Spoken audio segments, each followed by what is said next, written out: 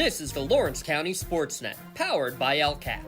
About to bring gold back to Lawrence County. Your home for the County of Champions. And how sweet it is! A state gold medal for the Union Scotties!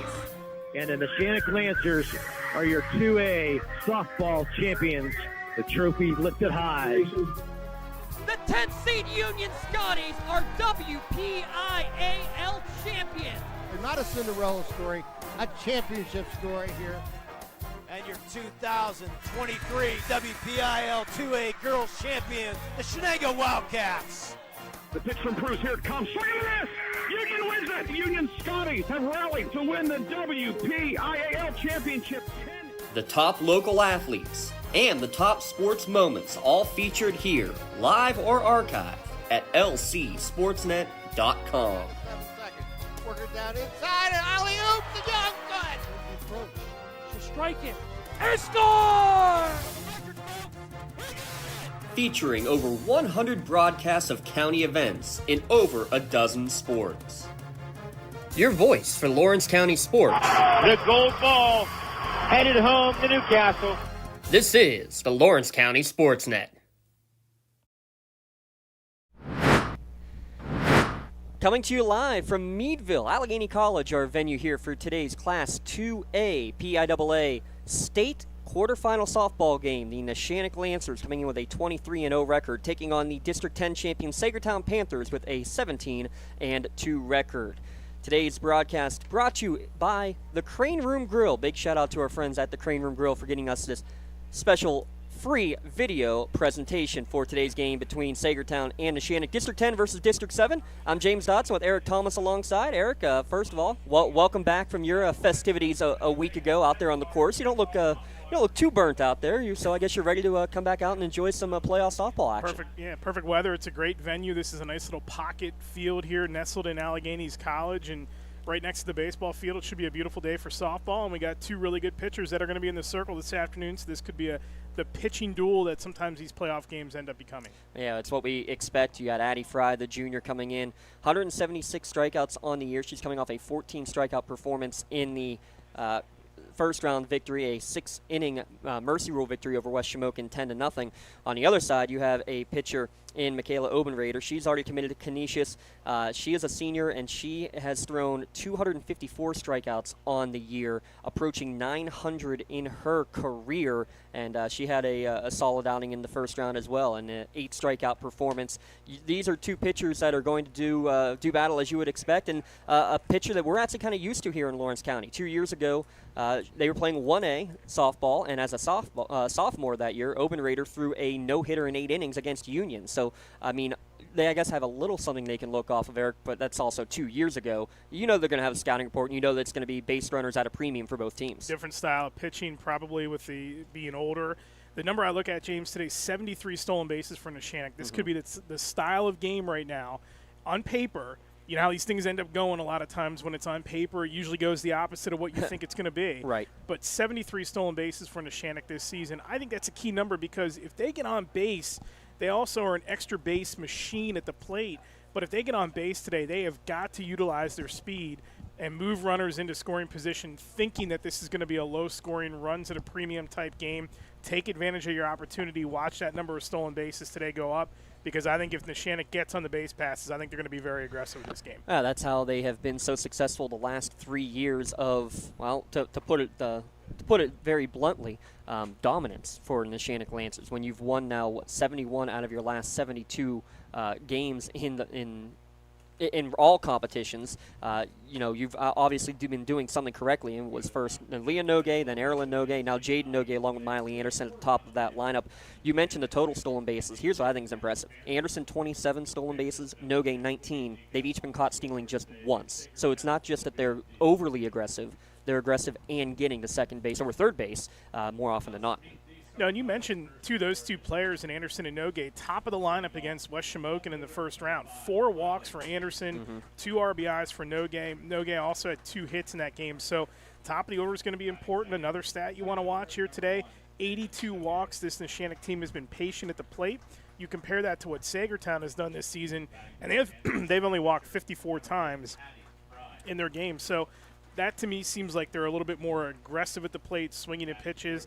That might favor Addie Fry a little bit if she gets her rise ball working and gets the command going. But patient and base running, two big factors in this game today. Neshannock, get on base and advance the runner when you have an opportunity to via stolen base, or you do a little sacrifice, get somebody moved over, whatever the case. Yeah, you saw plenty of that in that WPL championship game, a 3-0 victory over Bentworth. But in the end, you talk about, a lot of the times you have a pitcher getting huge strikeout numbers because first off, they're doing a lot of extra pitching because maybe they're the only pitching option, but I think more than anything, too, it's looking at your opposition. Neshannock's got some pretty good pitchers in their section. Look at Autumn Boyd, look at Addie Deal just from Laurel alone. You look at them playing Gauntlet from Bentworth. By the way, those two doing battle. A 4 o'clock scheduled start between Bentworth and Laurel. That's who the winner of this one will take on. Neshannock's not going to shy away. They've seen plenty of great pitching already on the year.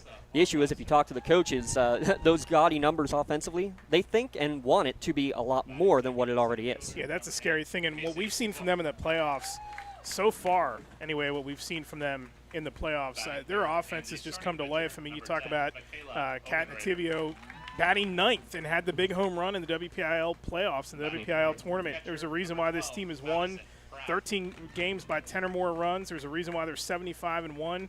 Their lineup against West Shamokin, 7 hits, 3 walks. They struck out 6 times, but you had a handful of players that had 2 hits apiece.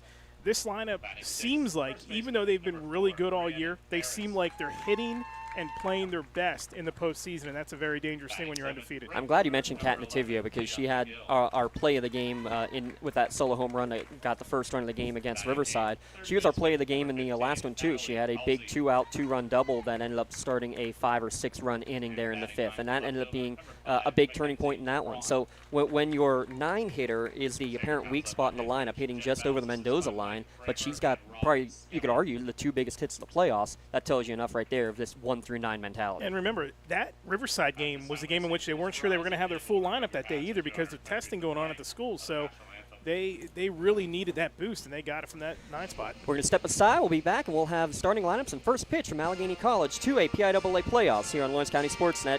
Brought to you by the Crane Room. Thank you for calling Axe. Where can we take you today? To work, to the store, to Grandma's house. Axe can get you there, but it's much more than a ride. It's a joyride. I'm helping people. I'm getting them out of their house. I'm taking them to their doctors, to the grocery store. They say I'm entertaining. Okay, we laugh, we joke, we sing, we tell stories. They're like family to us. Even if it's the same day, to schedule your joyride, call Axe today. No two companies create the same way. Toshiba empowers the art of business by uniquely enabling businesses to work with tools designed specifically for them. In a constantly evolving world, business communication must be agile, efficient, and fast. Toshiba is the company that helps you manage it all, from paper to digital to screen and back again. Toshiba, empowering the art of business.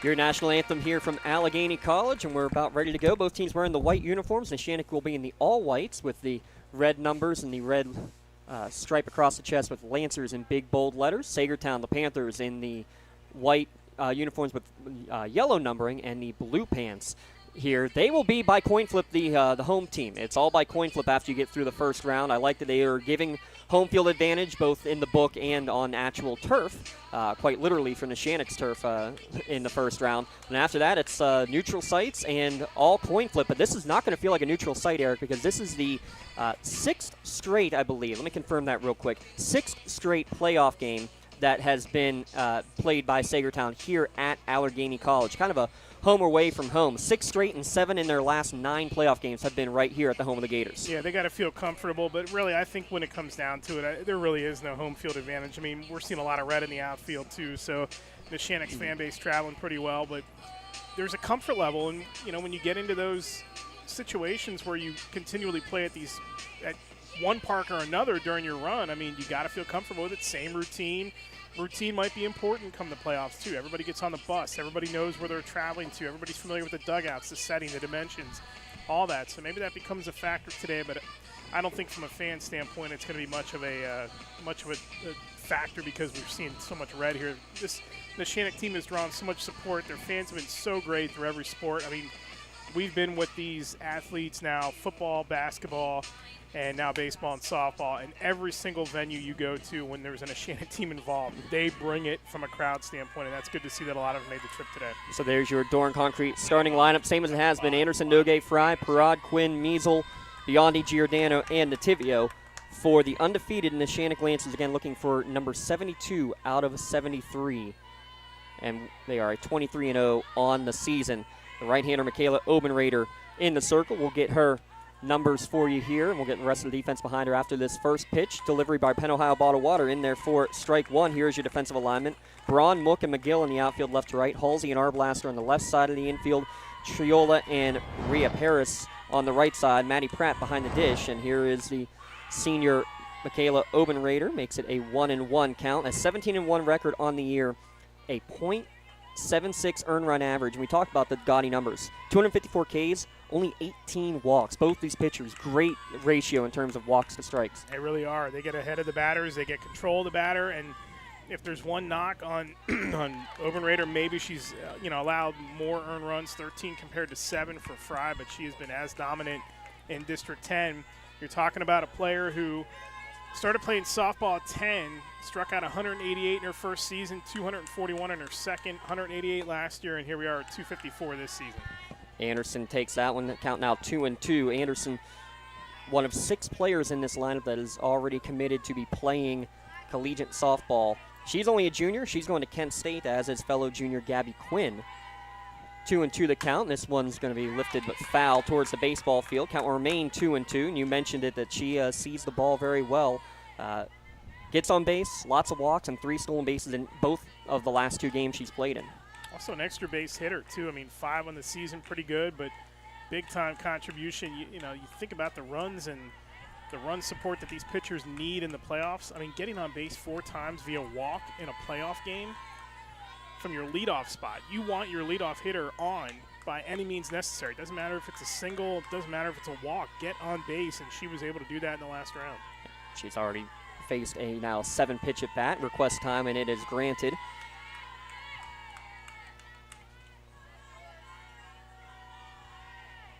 And watch as a called strike 3 on the outside corner. Number 255 on the season. And Obenrader off to a hot start, catching Anderson looking. Good pitch. Outside corner was worked in that at-bat. And this is important for Obenrader to get through this lineup the first time, but I think it's also important from a Neshannock standpoint, get through the lineup one time and see her also kind of understand how she works her pitches, what the count is. As Nogue first pitch swinging, chops it to first base. 2 up, 2 down on the 3 unassisted there. And now 3-hitter Addie Fry steps to the plate. Just to get a feel for what Obenrader does, and Nogue saw a pitch that she liked that time, tried to put it in play, and defense was there to back up the Obenrader. Yeah, Rhea Paris at first base, one of 5 seniors in this starting lineup with Obenrader. First pitch rise ball misses for ball 1. Your umpire crew, by the way, here today, Eric, we have behind the plate Chuck Matsko, Rick Witten, Joe Rochella, and Denny Lynch going first, second to third across the base paths. A D10 crew here for today's game. And that one's downstairs, makes the count 2-0 to Fry. Not so much about official shortages in sports and all that, but can't stress enough how important it is in these playoffs, especially states, to have 4-man crews for both baseball and softball. Should have your best of the best crew out here as well. 2-2 pitch right down Broadway for strike 1, 2-1 to count. 200 down the lines, 210 to dead center field here, a natural surface at Allegheny, and it took the rain very well, the front that went through about 8 or 9 o'clock this morning. Here's the 2-1. Inside, misses, makes the count 3-1 to Fry. She's committed to Providence, the junior has. And we'll talk about her pitching numbers, but both of these pitchers also gaudy at the plate. How about an .862 slugging percentage for Fry, and how about nearly 1,000 slugging for Obenrader on the other side? 3-1 pitch, off speed, ripped down the third base line and fair past the third baseman Halsey and gets all the way to the fence. This will be extra bases, and it will be double number 7 on the year for Addie Fry. And we'll see if Neshannock can get some 2-out lightning. Took an awkward hop in left field, too. I thought Braun had a chance maybe to pick that up, one scoop and limit it to a single, but that took a funky hop towards the fence, and it kind of slipped right by her. I don't know if she just misjudged how it played off the grass or what, but interesting that got by her into the wall because she had a good eye on it the whole way out to left, and good heads-up base running by Fry. Nothing better than helping your own cause. Alina Frengel is your Castle Asphalt courtesy runner out there at second base. Visit them at castleasphalt.com for your free estimate. Now here comes the two Gabbies. Gabby Parad up first and misses upstairs for ball 1 to her. Parad, who had a pair of RBI singles in that WPIAL championship game. 23 now on the year for the catcher. And really the only alteration in this lineup all year has been the two Gabbies flip-flopping a couple of times. Good spin on that one. Catches the outside corner. Evens the count at 1-1. Fry gets a lot of the credit, and rightfully so, for what she does, but I think Gabby Parad is really the heart of this team. 13 extra base hits, home run, 23 RBIs, batting .446. And a catcher, always one of the most important positions. And I think she's more of a emotional, in the truest sense of the word, captain-type player. She is one of the captains, obviously, for this Neshannock team, but really just a true leader on this squad that they get behind and is kind of that emotional backbone for this team. That one catches the bottom of the zone, evens the count at 2-2. Yeah, 4 seniors in the lineup for Neshannock. She and Abigail Measle both going to Ashland next year.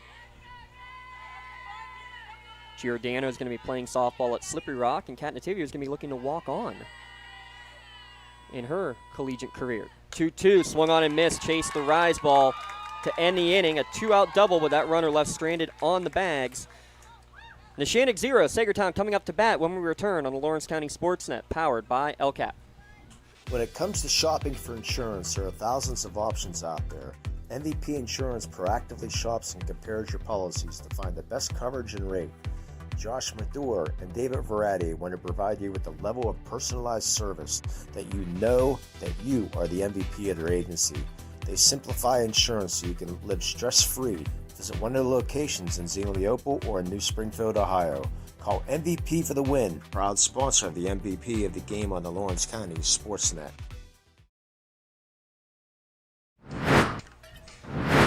To the bottom of the first inning we go here on the Lawrence County SportsNet. Today's broadcast brought to you by the Crane Room Grill. Grab a seat at the bar, the dining room, the loft, or hey, it's beautiful out. Go outside on the patio. There's plenty of room for you at the Crane Room.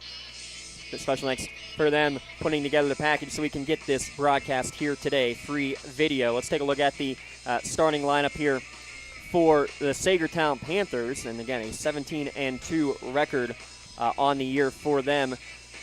Eric, we'll have to watch the top of the order, especially Arblaster and Mook, too, who had the big games in their first-round victory. Only a 1-0 victory. Arblaster, the leadoff hitter, getting that RBI. It's a lineup that has hit 19 extra base hits, 13 home runs this year, collectively 303. But you're right, Arblaster gets it going, hitting 344, and then Mook has 4 home runs. And then when you get to Obenrader, she has 7 home runs and 30 driven in. So it's a very dangerous lineup top to bottom. I think similar to what we just saw from the Neshannock in the top of the first inning. I think you'll see him try to feel Addie Fry out and figure out when she throws her pitches, what the count is, those type of situations. They all wear the wristbands like most softball players do these days, as does Miss Fry in the circle. And see what they do through the lineup here. This is going to be important for Fry to get command of this lineup and get out of the order pretty quick. 14 strikeouts for Addie Fry in the first-round victory versus just 1 walk. As you look at your Medora Bonner Law defensive alignment, make sure you have the best defense behind you at MedoraBonnerLaw.com. Fry, a couple of perfect games on the year. I'm not sure which is more impressive. One where she threw 27 strikes in a 3-inning perfect game, or the one where she had 17 strikeouts against Laurel, another team who is here in the state state quarterfinals, battling for a trip to the state semis. Now, Jackie Lash said that the Laurel game was the best I've ever seen her, so we're going to go with that one to start. Postseason, 20 innings pitched, 4 hits, no runs, 4 walks, and 40 strikeouts in 3 games. Remember, she did not play against Riverside. Yeah, Abigail Measle pitched in that one. She's got a 7-0 record as well, and she's going to pitch at Ashland, and she's the number 2 option right now for this Neshannock team, though it's really almost a 1A, 1B as that one swung on and missed, evens the count at 1-1. Wonder if Ashland's going to have any good of a softball team. Well, they're getting a nice little battery combination, aren't they? Between Measle and Parad. The 1-1 to Arblaster, foul back right towards us. Makes the count 1-2. Arblaster, as you would assume, with the leadoff hitter, leading the way with 22 runs now on the season. Good balance top to bottom in their lineup. You get down to the bottom, and Halsey and Braun are hitting under 300 along with McGill, but very top-heavy, but a lot of balance in terms of extra base hits, RBIs, and all that. And there's a strikeout, first of the game. 177 now on the season for Addie Fry. One away here in the bottom of the first inning. So used to Neshannock being the home team, I'm sure we'll do that both today. Again, it's all based on the coin flip now at this point. First pitch swung on and missed by Casey Mook. Mentioned both Arblaster and Mook 2 for 4, and each had a double in their opening round victory, a 1-0 victory. This one catches the outside corner, 0-2. So Fry working inside and out and working ahead right away. Really showing a lot of command early on in the circle. Again, got to get through this lineup, this order, quick. And called strike 3. Good afternoon, good evening, and good night. Fry 2 up, 2 down via the K. How about the spin on that ball? We have a good vantage point of that. That thing was moving all across the outside corner of the plate. Tough to judge where that was going to break. It stayed right where it was, and a great pitch by Fry to get the second out. And now here comes the very dangerous Michaela Obenrader. She swings and misses at the first pitch offering, hitting .474, slugging just under 1,000 on the year. She's heading to Canisius next year. Bit of a break that time from the way Obenrader sees it left to right. That, again, just a solid pitch by Fry. That one trying to cut away, misses, evens the count at 1-1. Leads the team in doubles, also leads the team with 7 home runs. Basically, you can just say she leads the team in every offensive stat that they have. 2-1 foul tipped, 1-1 now makes it 1-2 as that's foul tipped back to the screen. Coach Jen Bose says their motto is to score early and score often. They did that through the District 10 playoffs, needed the scrap to get the one and only run in the opening round victory. Been a process for this program, too, from Saegertown because they got close in Jen Bowe's first year. And they will ask, and she did barely hold on that one. 12-5 that year, and then it's been a build ever since. And this senior class is bought in. They've proven their worth, and now they're right where they thought they would be at the beginning of the year. They said their goal was to get in the state tournament, and they've done better than that. Swing and a miss, strike 3 as Addie Fry strikes out the side to end the first inning. We're scoreless after 1 inning of play. We'll be back in a moment on the Lawrence County SportsNet, powered by LCAP. Does your blueprint not match the vision of your building project? Not with Creative Edge Architecture. From concept to creation, Jeff Measle will help tackle the complex problems, creating design solutions and construction experience. Creative Edge gives you the edge design and construction meet. Whether you're hosting a big party, it's family dinner night, or you just need a place to go and watch the big game, the Crane Room Grill is the place to be. Need that something special for your upcoming event? Ask about the CR Brewing Company's custom brewing options to give your big day that personalized touch that your guests will never forget. Visit craneroom.com to see their full menu, or call in your takeout order now at 724-656-1553. The Crane Room Grill and CR Brewing Company, a winning combination. Well, about what you expected. 2 strikeouts in the first inning from Michaela Obenrader. Striking out the side in the bottom half of the first inning was Addie Fry. We're scoreless between Neshannock and Saegertown after 1 inning of play. Not bad, man. As expected, and see now what Obenrader does with the second half of this order. Again, there's just thunder all through this Neshannock lineup, and it starts here with Quinn hitting .422. 5, 6, 7 hitters. This one catches the bottom of the zone for strike 1 to Gabby Quinn. Mentioned she's going to Kent State. .422 hitter on the year.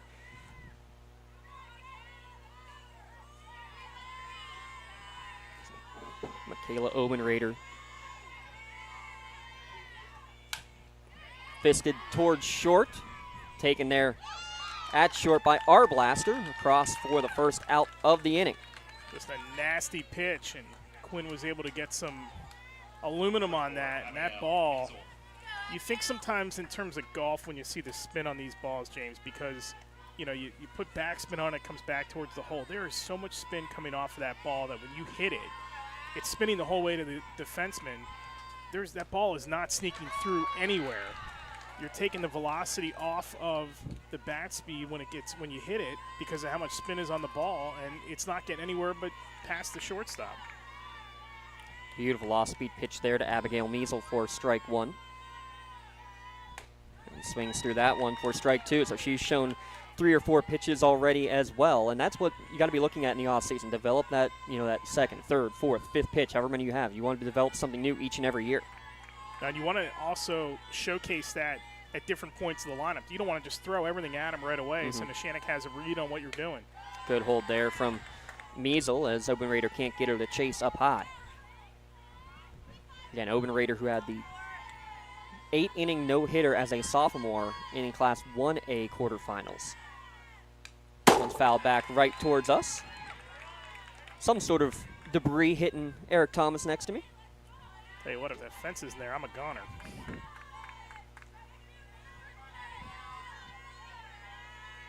Didn't flinch, though. No shock. It happened too many times in my life. 1-2, and this one's hit right back at our producer, Matt Flannery, and he didn't flinch either. I won't tell you what I did on both of them.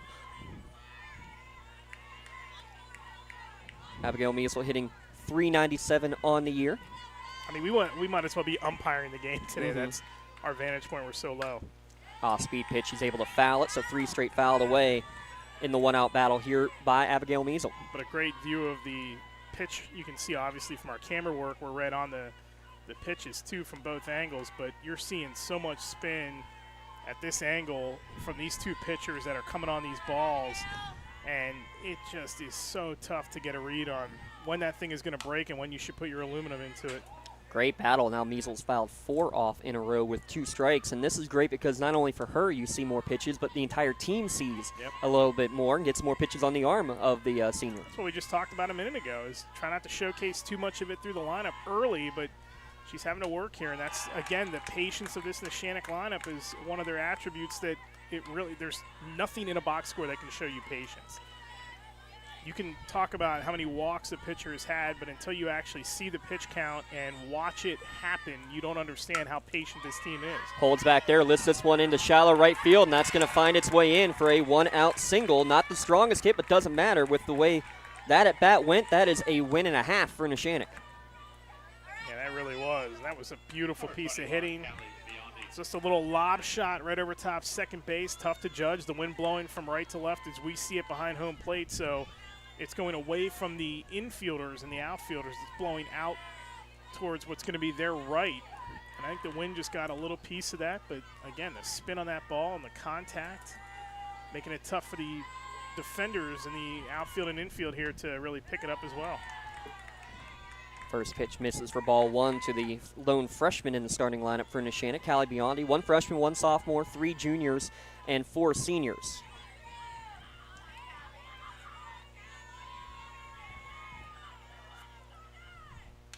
Another one upstairs, 2-0 the count to Biondi. 14 RBI on the season for Callie, who's been a nice replacement there at shortstop after Erilyn Nogue, a 4-year starter there at the 6th spot. This one's fouled right back to us again. We're gonna have to be messing with these all game now, aren't we, Eric?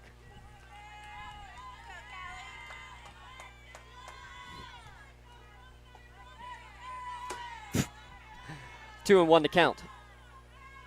Squaring the bunt is Biondi, and she's unable to get it down in fair territory. Count now 2 balls, 2 strikes. But there you see, kind of even with 1 out, thinking, hey, we need to try to move runners here any chance we can get. And actually, from that vantage point, see how low we are. We are directly, as we see it, to the right of the umpire. So you would see it to the left. We are right on this home plate. We're going to have to keep track here, Eric, of the number of foul balls with 2 strikes, because by my count, it's already 6 or 7. make it open Raider work and go through her allotment of pitches. She knows what she wants to throw to these batters, but the longer the at-bat goes, the better feel Neshannock's going to have for it. That time, though, Biondi frozen on the outside corner. Third strikeout of the game for Oben Raider. 2 down now here in the top of the second inning. Real quick, let's look at our keys to the game. We'll hold on those works for progress. Keys to the game, we'll save that for the bottom half here of the second inning. Big thanks to all of our great sponsors all year round. As this first pitch swung on by Giordano and lifted into right field. Meisel's going to try to go from first to third, and she'll get in without a throw. Runners on the corners with 2 down. Second hit of the inning, third of the game for the Lancers. Number 7, Catherine Tibio. And here is the Energizer Bunny, so to speak, in that 9-hole in Kat Nativio. Again, numbers don't show it, 205, but she's had arguably the 2 biggest hits of the postseason so far. Now you also question with runners on the corners, double steal type scenario is always in play. I'm trying here, if I can, to get Giordano over to second as fast as I can, because anything that bloops now in the outfield, it looks like for sure is going to either be extra bases or try to get 2 runs. How big would a 2-run lead be right now in this game? 0-1 the count. Misses outside, evens the count at 1-1. Just spun a little bit too much off that outside corner. Great pitch there by Oben Raider.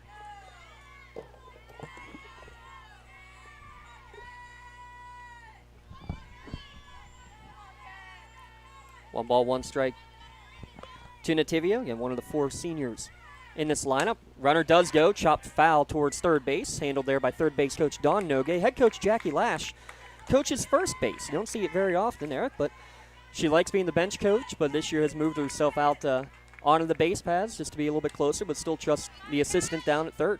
I also think that's a good vantage point for a head coach to be, too, because you're right by your bench. So you have a little bit more control over people coming out. And swing and a miss for strike 3, and the strikeout number 4.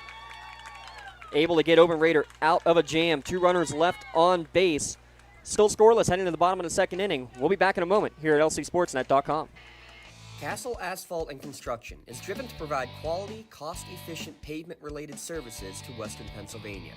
Every paving or construction service at Castle Asphalt begins with a thorough site inspection of the area to allow their team of professionals to become familiar with the unique conditions of your home or business. Once the site inspection is complete, Castle Asphalt provides you with a detailed plan of the design, cost, materials, and time of completion, so you know exactly what to expect during your construction. Visit castleasphalt.com to request a quote for your next project and make your dream design come to fruition. For more than 120 years, people have been relying upon Martindale Hubbell's AV preeminent rating to select their attorneys. If you're involved in a workers' compensation situation, you should do the same. LGKG has been AV rated for over 40 years. Let's look at your works in progress keys to the game here real quick. Saegertown, Oben Raider, Oben good, and the offense has been good. I think the big key for them, though, is going to be having to get that ball in play today because, well, 3 strikeouts to start the game. Not many people get the ball in play against Addie Fry. Anytime you can, it's going to be considered a success. Yeah, I agree with that. Definitely have to get on base. We talked earlier about when Neshannock gets on base, moving the runners over and taking advantage of their speed on the base path. For Saegertown, it's just get the thing in play because once Addie Fry gets control over your lineup, it is tough to find anything to hit against her. And they do get something in play, but Pratt puts it right back to the pitcher, 1-3 the put out. Let's take a look at those keys to the game as well. Wanted to mention Sweet Home Allegheny. Again, this is the 6th straight playoff game Saegertown has played here at Allegheny College. For Neshannock, the Partying USA, a little Miley reference, Partying NHS at the top of that lineup trying to steal the bases. We know that Addie Fry is going to do her thing, but it's Gabby in the middle of the lineup. Gabby Parad, Gabby Quinn. One of those two or both of those two having a big day is going to be the biggest key, in my mind, offensively for Neshannock because you can't pitch around somebody like an Addie Fry when you have great hitters behind. Same here. You can't pitch behind or pitch around an Oben Raider when you have a Pratt and Triola hitting as well as they have this year. Interchangeable, those two, and it's just a matter of what order they put them in. But you're seeing right now about Saegertown putting the ball in play, James. You're seeing Addie Fry right now just so much control right now over her pitches. And, I mean, she went 1-2-3, struck out all 3 in the first, and coming right back here in the second and showing you why she's one of the best. That's got to be a typo, as that's strikeout number 2. Just got an update of Harbor Creek, who defeated Mohawk in the first round. Harbor Creek defeated Forest Hills 8-1 in 8 innings. That doesn't compute, especially since I think they were down like 6-4. We'll get a full update on that one, but that is the 4th strikeout and 5th straight retired by Addie Fry as Rhea Paris steps in and fouls the first one back and out of play for strike 1.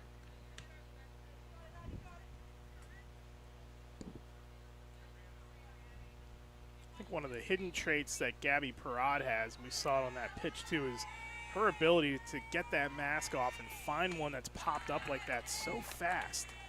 Saw her make a couple plays like that against Riverside in the WPIL tournament. Ran out of room that time. That was popped foul over the dugout side. But she has such a good feel for where that ball is hit and just keeps an eye on it the whole way to try to make a play. Breaking ball. Another one fouled back and out of play. 2 down here in the bottom of the 2nd inning. Again, thanks to Works in Progress, and thanks to the Crane Room Grill. Big specials coming up on Friday and Saturday. How about some appetizers? Jumbo pretzel, pickle fries, and pork egg rolls. Say less. Wouldn't mind hitting that up on the way back. Thinking about it. 1 ball, 2 strike now the count. And call ahead and reserve your seat for after the game today on the way back. Maybe a little, if you're a Neshannock fan, hopefully a celebratory early dinner. Swung on and missed. 5 strikeouts now for Addie Fry, 4 for Michaela Obenrader through the first 2 innings of play. Pitcher's duel we have here, Class 2A quarterfinals from Allegheny College on the Lawrence County SportsNet. It's presented by the Crane Room. Right now, someone very special needs your help. This is Jack Lynn, CEO of City Rescue Mission. No one is beyond God's love and care. One person's life can affect another. Though you may never meet this person, you can make a difference in his or her life. Hurting men and women in our community desperately need food, shelter, and physical and spiritual care. Some are struggling with abuse and addiction. They feel alone, unloved, and forgotten. Individual, caring people provide their hope. You can help change the lives of men, women, and children. Visit cityrescuemission.org and help us today. Contractors, the Department of Healthy Homes needs you. From small to large residential projects, you can help families live safer and healthier with the quality work you do. It's rewarding in more ways than one. Call LCAP's Department of Healthy Homes today. In workers' compensation, my clients are oftentimes not receiving their wage loss. They're not receiving their medical expenses. LGKG, they come to us so that we can put them in a position to pay their bills. If we're keeping our promises, our clients are getting the justice they deserve. Scoreless through the first 2 innings of play. Top of the order coming up for Neshannock as they take on Saegertown. District 7 versus District 10. I'm James Dotson. Eric Thomas, let's swing it your way for the middle 3. Yep, back to the top of the order. Miley Anderson struck out her first time looking. Second time through the order now for the Lancers. Scoreless in what we thought would be a pitcher's duel. That one tapped back to Obenrader. Throw to first is over the head of the first baseman, Paris, and sails into foul territory, and Anderson will cruise on into second. Overthrow there. Good job to back up by Mackenzie Braun, the left fielder. Otherwise, Anderson was thinking about going to 3. So that's going to be a bunt single for sure, and then the errant throw will allow her to go to second base. But talk about getting something kick-started. We talked about a Miley party. That's exactly what you need. Use your speed, make them make a play. Jaden Nogue stands in now, grounded out to first. Back in the first, trying to get that all-important early run for either side. That one is high and misses for ball 1. And I agree with you, sir. Just get on base and be aggressive on these base paths, especially when you have an ace in the circle like Obenrader. You want as many opportunities as you can to put yourself in scoring position. Nogue flies that one out to left. That is going to drop for a base hit. Anderson takes off for third, head first slide. She is in there safely, and Nogue is going to advance to second. So good base running on both parts. Anderson made sure it was down. Maybe would like to see her a couple more steps off the bag to make that a little less interesting at third, but then Nogue reading it the whole way. The throw coming in to third. She goes to second. So there you go. You're top of the order, getting it done. That's now 5 hits in the game for the Lancers. Nothing to show for it yet. Open base. What do you do here with Addie Fry at the plate? Now looks like Obenrader will pitch to her.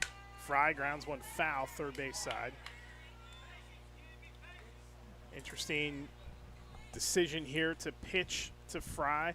We've also seen, I think the wind is having an effect on those little flares too, because you're not seeing the infielder and or outfielder get as good of a break on him right now, and the spin on the ball is causing him to be a little shorter pop-outs, but they're hard to read with that wind. That wind is really swirling. You look at the flag out the center. That one's going to be in there for ball one. 1-1 the count out to Fry, but you see the flag is just whipping as we see it from right field to left field here across this wonderful complex. 1-1 to Fry, grounded up the middle. It's going to get a run home. Throw from second to first in time for the first out. Advancing to third is no gain. It's 1-0 Neshannock. Yeah, but there's the first Toshiba RBI of the game, and that's a big one right there too, just because one run might do it the way these two pitchers have been and how fitting it is that it is one of the pitchers getting it on the ground out, driving the first run, but still another runner 60 feet away with Gabby Piaa to the plate. And it is a big run early for Neshannock and for Fry as Open Raider gets set to face Piaa now. Piaa flies that one foul off the right side, and it's 0-1. And a lot of old school softball fans and pitchers might be trying to yell for illegal. No longer an illegal pitch when the back foot lifts off the dirt. You just can't replant and redrive. So Open Raider has been legal with everything so far. Piaa pops that one up, and behind home plate it was Pratt trying to make a play, but couldn't hang on to it in foul territory. We'll do it again. So that's going to be the second error then. And that's one, I mean, me as a pitcher, when I wasn't a pitcher, I was an outfielder. I want to take charge because that's, even though you don't want the pitcher making plays, that's easier for you coming in than it is for a catcher with a catcher's mitt trying to go and face out. So unfortunate for Saegertown, they're not able to get the catch. The 0-2 is high for ball one. 1-2 now to Piaa. And I agree with you. We said that in the last inning about Piaa and how she has such a good eye on the ball. You have to get the mask off. You have to find it, know exactly where it was hit.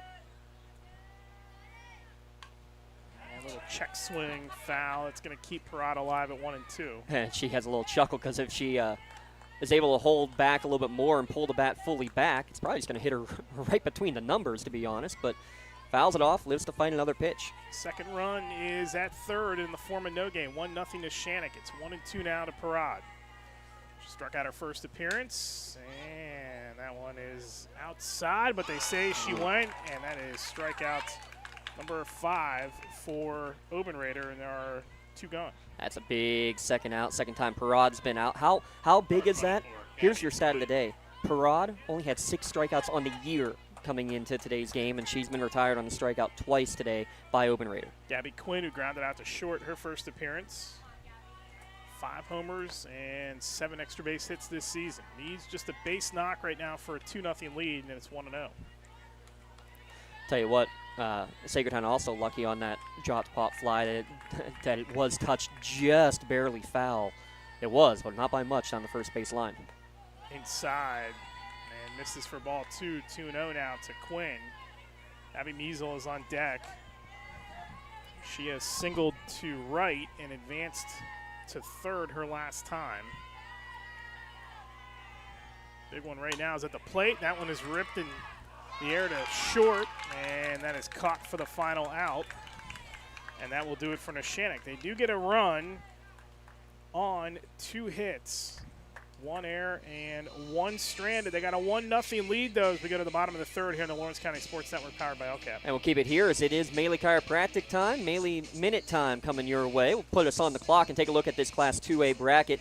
Again, Neshannock here leading Saegertown 1-0. District 7 versus District 10. You have the District 7 runner-up, Bentworth, taking on District 7 third-place team Laurel. That's a rematch of the WPIL semifinal. That's a scheduled 4 o'clock start down at Gateway. We'll have audio coverage of that one with Lee and Jay Moan here on LawrenceCountySportsNet.com, LCSportsNet.com. A couple of 3 o'clock starts in the eastern half of the bracket. The District 4 champ South Williamsport will be taking on District 1 champion Bristol, and then District 11 champion Williams Valley taking on Bald Eagle, the District 6 champion. Real quick, want to mention in Class 1A on the in the area, Carmichael's against Claysburg Kimmel. That's District 7 against District 6. Chartiers Houston and West Branch. It's District 7 versus District 6. That's Class 1A. Real quick, in Class 3A, all WPIL teams lost in the first round. But Harbor Creek against Forest Hills. Harbor Creek, a walk-off bottom of the 8th inning victory in 8 innings, and Chestnut Ridge currently leading Sharon in the other one. Sharon undefeated, but they trail in the 6th inning, 6-5. There's your Melee Minute, brought to you by Melee Chiropractic, keeping you in the game, and we hope that a win by one of the 2 Lawrence County teams can keep us in the game and going to the semifinals on Monday. Be interesting if Laurel and Neshannock would be able to rematch once again, as Fry quickly working ahead to Leah McGill. Her first at-bat here this afternoon, 204, 14 driven in, 20 hits, and 6 walks, but quickly falls behind 0-2. Outside, misses for ball 1. Interesting, too, if Laurel and Neshannock are successful today, what is going on in the mind of Laurel, because it's been so frustrating against this Neshannock team, and yet you'd be 1 win away from a state title berth. Yeah, 10 straight that Neshannock has beaten Laurel. In fact, Jackie Lash is 10-2 against the Spartans, but both those losses came back in 2021. 2022, 4 times they played. Last year, 3 times they played. 2 more times this year in the regular season. We'd love to see that 10th matchup. So it's 9 straight, 10 overall that the Spartans have lost to the Lancers. Good pitch on the outside corner is there for strike 3, and McGill is down. That is the 6th strikeout for Fry through 2 1/3 innings of work. And 7 retired in order so far as Natalie Halsey, the junior third baseman, steps to the plate. 9 RBI, 240 hitter. This is the portion of the lineup from 7 down. 6 down make it all sub 300 hitters, but Paris, who batted in the last inning, does have the power numbers. McGill at 204, Halsey at 240, and Mackenzie Braun at 205. So this is a important part of the order for both. Fry to get out of it, and that one on the outside corner misses for ball 1, 1-1 now. And also for Saegertown to find something from this part of the order against this dominant pitcher. Fry checks that wristband. That one right down Broadway, and it's fouled back for strike 2.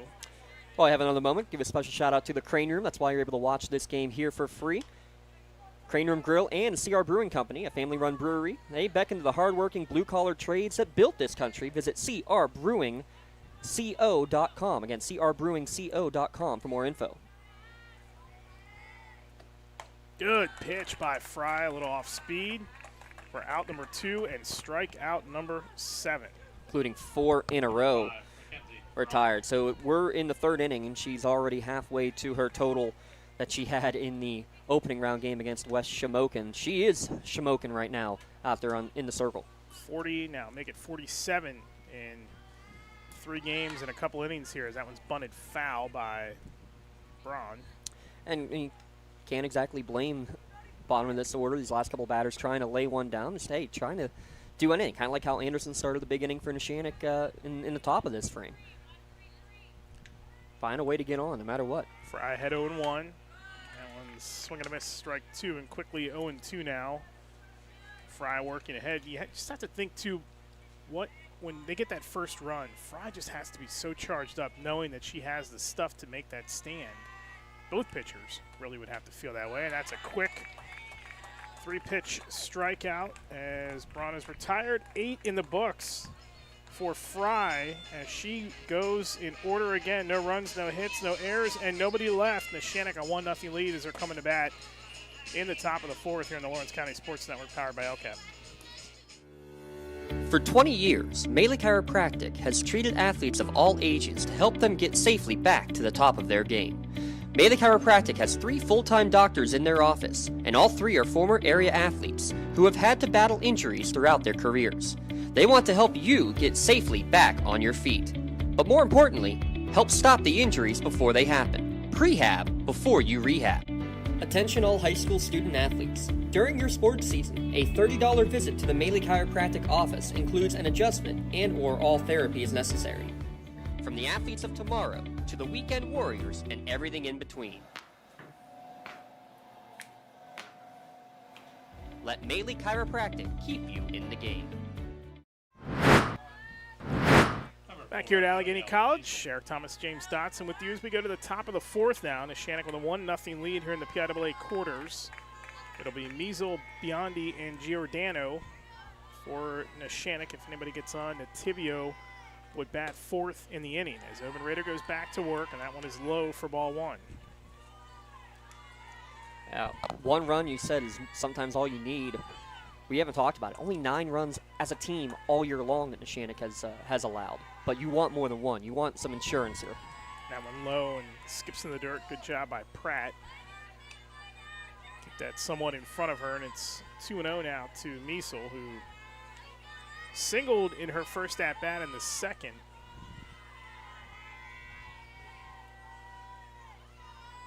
Wind dies down slightly out in the center. That one off speed and is fouled back into the fence, right side of home plate. It's 2-1. We had a pretty steady, maybe 10-mile-an-hour wind going from right to left as we're looking out there, right field to left field, but has died down momentarily. Beautiful complex again here, all dirt field, natural surface. Gotta love it.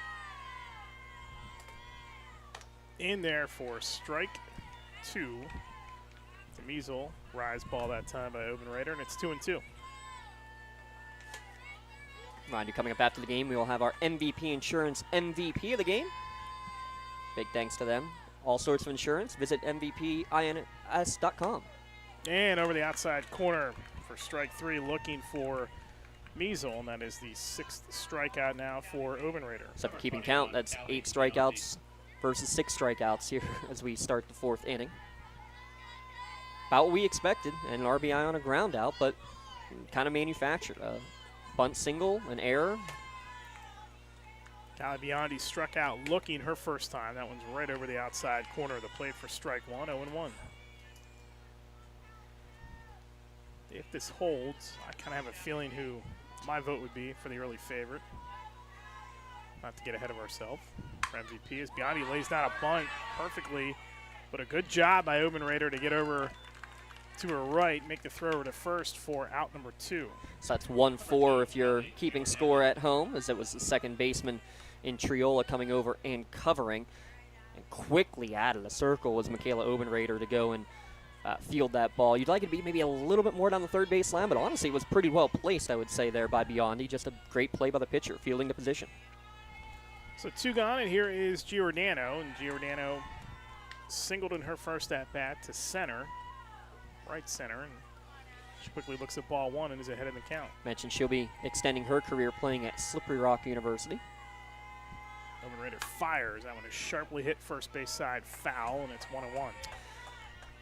Oh, bummer. It's Saegertown here today, but Joe Sager is nowhere to be found. He's out in Ohio covering the D3 World Series championship going on right now, the Baseball World Series for NCAA District or Division III. Slowly tapped foul as Open Raider works ahead now 1-2 to Giordano. I believe Newcastle News' Cody Patterson in the house, though. He might have been going down to the Laurel game. Hey, there he is. He snuck in on me.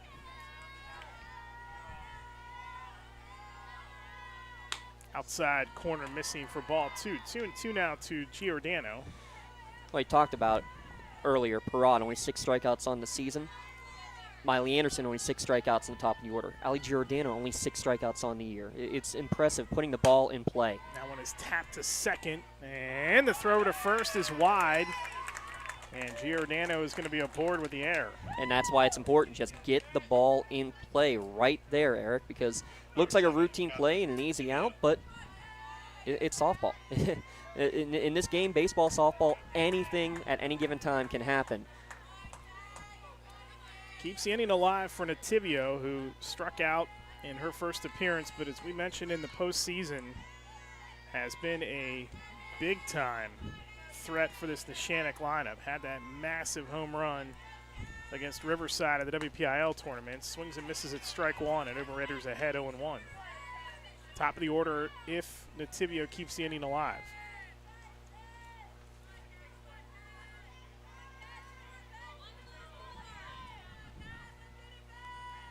Third error of the game now, though, for Saegertown when you look at it. Open Raider about to throw pitch number 68 on the afternoon. And that is low and inside for ball 1. It's 1-1 to Nativio. Well, here's the difference now. Neshannock has had a base runner in all 4 innings. Saegertown 0 for 3 in terms of getting a base runner in their 3 innings.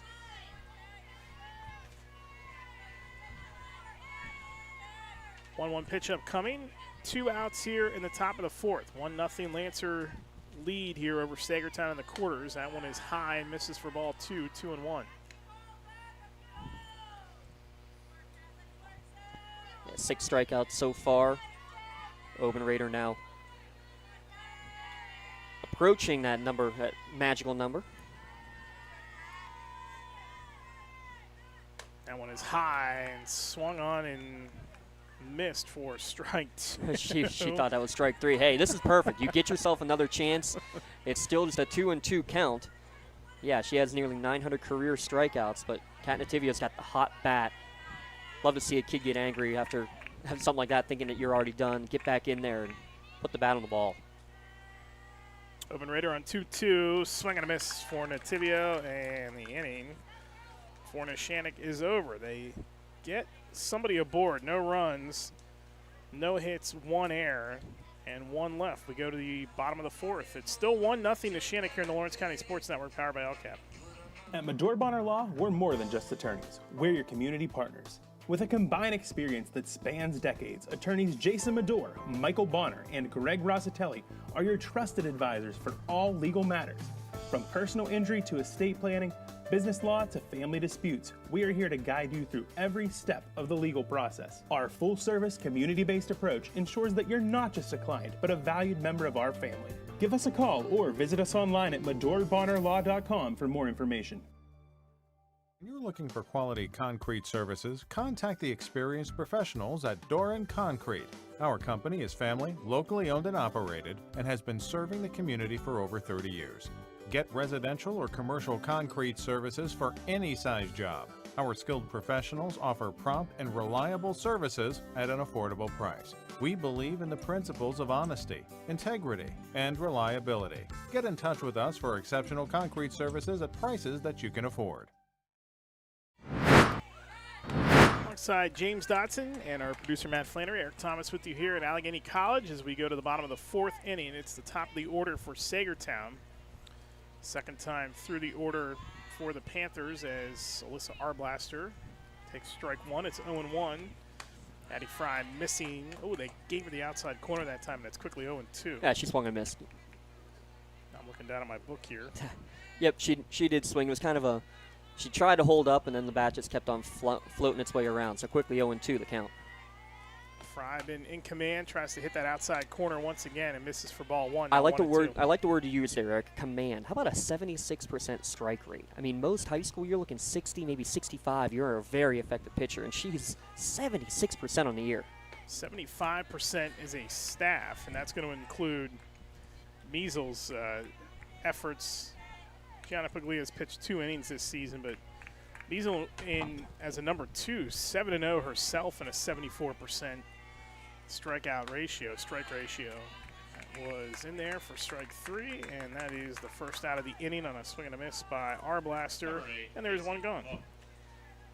1 gone here in the bottom of the fourth inning. Again, today's broadcast brought to you by the Crane Room Grill. We'll give you a shout out for some specials coming up on Friday and Saturday. Beer battered haddock, the Quarterhouse pork chops, how about Salisbury steak or crab cakes and sugarcane shrimp skewers? Yes, please.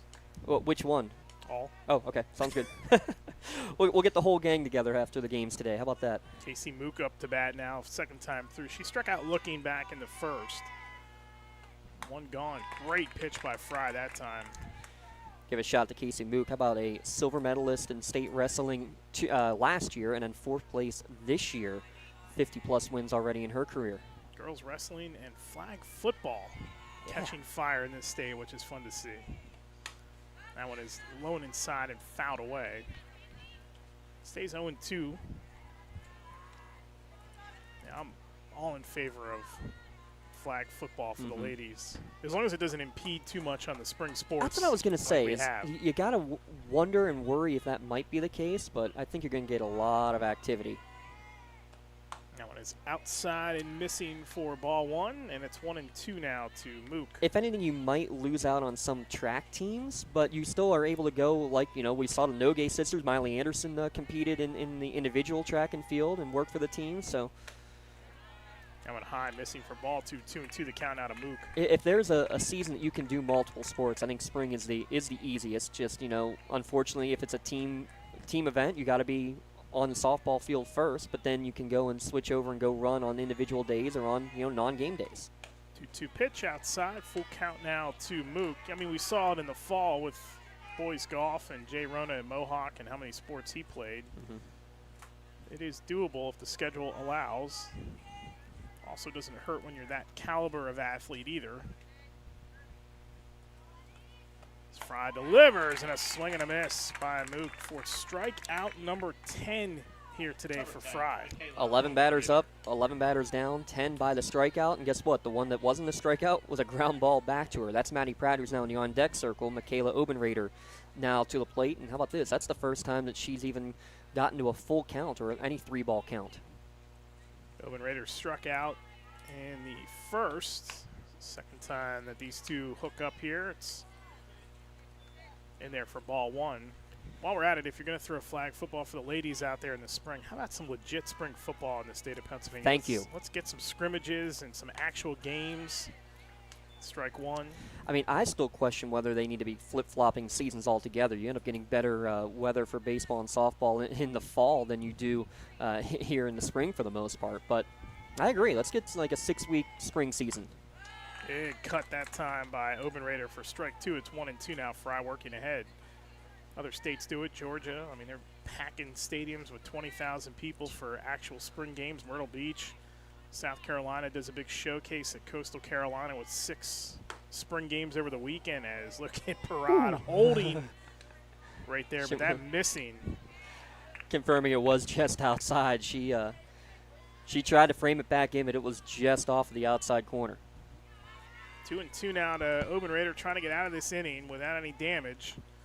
Outside, swing and a miss, and it's actually foul tipped into Piaa's mitt, and that is it for Saegertown in the bottom of the 4th. No runs, no hits, no errors, nobody reached. We go to the top of the 5th inning. Neshannock up 1-0 here in the PIAA quarters on the Lawrence County Sports Network. Congratulations to our May LCAP Team of the Month. The Lawrence County SportsNet is proud to honor Mohawk Softball as May's LCAP Team of the Month after winning their first WPIAL Softball Championship in school history. Congratulations to Coach Hank Pizzulo and the Mohawk Softball Team, our May LCAP Team of the Month. Lawrence County SportsNet is proud to honor Tori Atkins of Laurel Track as the May LGKG Red Zone Female Athlete of the Month after winning her 3rd straight WPIAL Championship in the 200 and 400 meters and winning PIAA Gold in the 400 meters. LC SportsNet is also proud to honor Colton Fedrizzi of Shenango Track as the male LGKG Red Zone Male Athlete of the Month for winning a pair of WPIAL gold medals and landing on the state medal stand in both discus and shot put. Congratulations and best of luck, Shenango's Colton Fedrizzi and Laurel's Tori Atkins, your LGKG Athletes of the Month, presented by the Red Zone. Top of the 5th here in the PIAA quarterfinals. The Neshannock Lancers a 1-0 lead over Saegertown here at Allegheny College. Eric Thomas and James Dotson with you as we go back to the top of the Lancer order with Miley Anderson to lead it off, then Jaden Nogue and Addie Fry. If anybody reaches, it'll be Gabby Piaa. Eric, you got me thinking football now. We're going to have to talk some Week 0 schedule. How about Laurel against Elwood, Neshannock hosting Mohawk? We'll have both of those games for Week 0. We're looking way ahead to the middle of August. That one's tap foul, first base side by Anderson. How about Neshannock and Mohawk in Week 0? I mean, how great was that game in Week 9 last year with Neshannock getting the 13-7 victory in Allen, but Mohawk going further than they've ever gone before. And shout out to our LCAP Team of the Month, the Lady Warriors softball team winning their first ever WPIAL championship. Anderson tries to lay down the bunt, and is fouled. She is behind now 0-2 in the count. Yeah, real quick, Neshannock, Mohawk, Laurel, and Elwood. Shenango hosting New Brighton, Wilmington traveling, I believe it is, to Greenville. Newcastle against General McLean. And the Scotties of Union, no Week 0. They've elected they're going to play a second scrimmage instead. Well, you can opt to do that now, which I'm not a huge fan of, but that one's high for ball 1. Yeah, you know what, though? Union, and honestly, I wouldn't have been surprised if Mohawk had thought about that just because of the number of senior playmakers that they've had as 2-3-year starters no longer being part of the team after graduation. I think we'll have a lot to talk about When those two, Neshannock and Mohawk, hook up, though, week 0, that's going to be a game littered with storylines. Yeah, a lot of new players from Mohawk, a new coaching staff for the most part for Neshannock, as Coach Mazzocco went back to his alma mater, coaching now at Newcastle. 1-2 the count as Anderson stayed alive with that foul ball. Moving Raider looks in, fires. That one is hit in the air to left, and it gets down for a base hit just outside the reach of Halsey at third base. And Anderson's aboard for the second time this afternoon with a single. And now we'll see as, remember, she led off the third inning, the only inning where there's been a run scored. It was scored by Anderson after her bunt single, advanced to second base on the errant throw to first. 27 swipe bags on the year. Will she go for number 28? JD Nogue standing in, grounded out to first and singled in 2 appearances here. Squares to bunt, and that one, as Anderson is going to get down the line to second. And I'm not sure if the catcher Pratt didn't hear the going call or if it was too late on one, but there was hardly even an attempt to go down to second base. So quickly into scoring position, we'll call it that because Anderson can fly. Base knock here, probably going to give Neshannock a 2-0 lead. Nogue squares to bunt again. Scoring position for Miley Anderson is in the batter's box. Pretty much. You get a ball in play, she has a chance to score on it. That is true. 2-0 now with Nogue standing in. Fry on deck. Finalist in, I believe, the 100 and 200 meters was Anderson. Nogue swing and a miss for strike one. 2-1 the count now as Anderson trots back to second. And again, that's just basically in her spare time.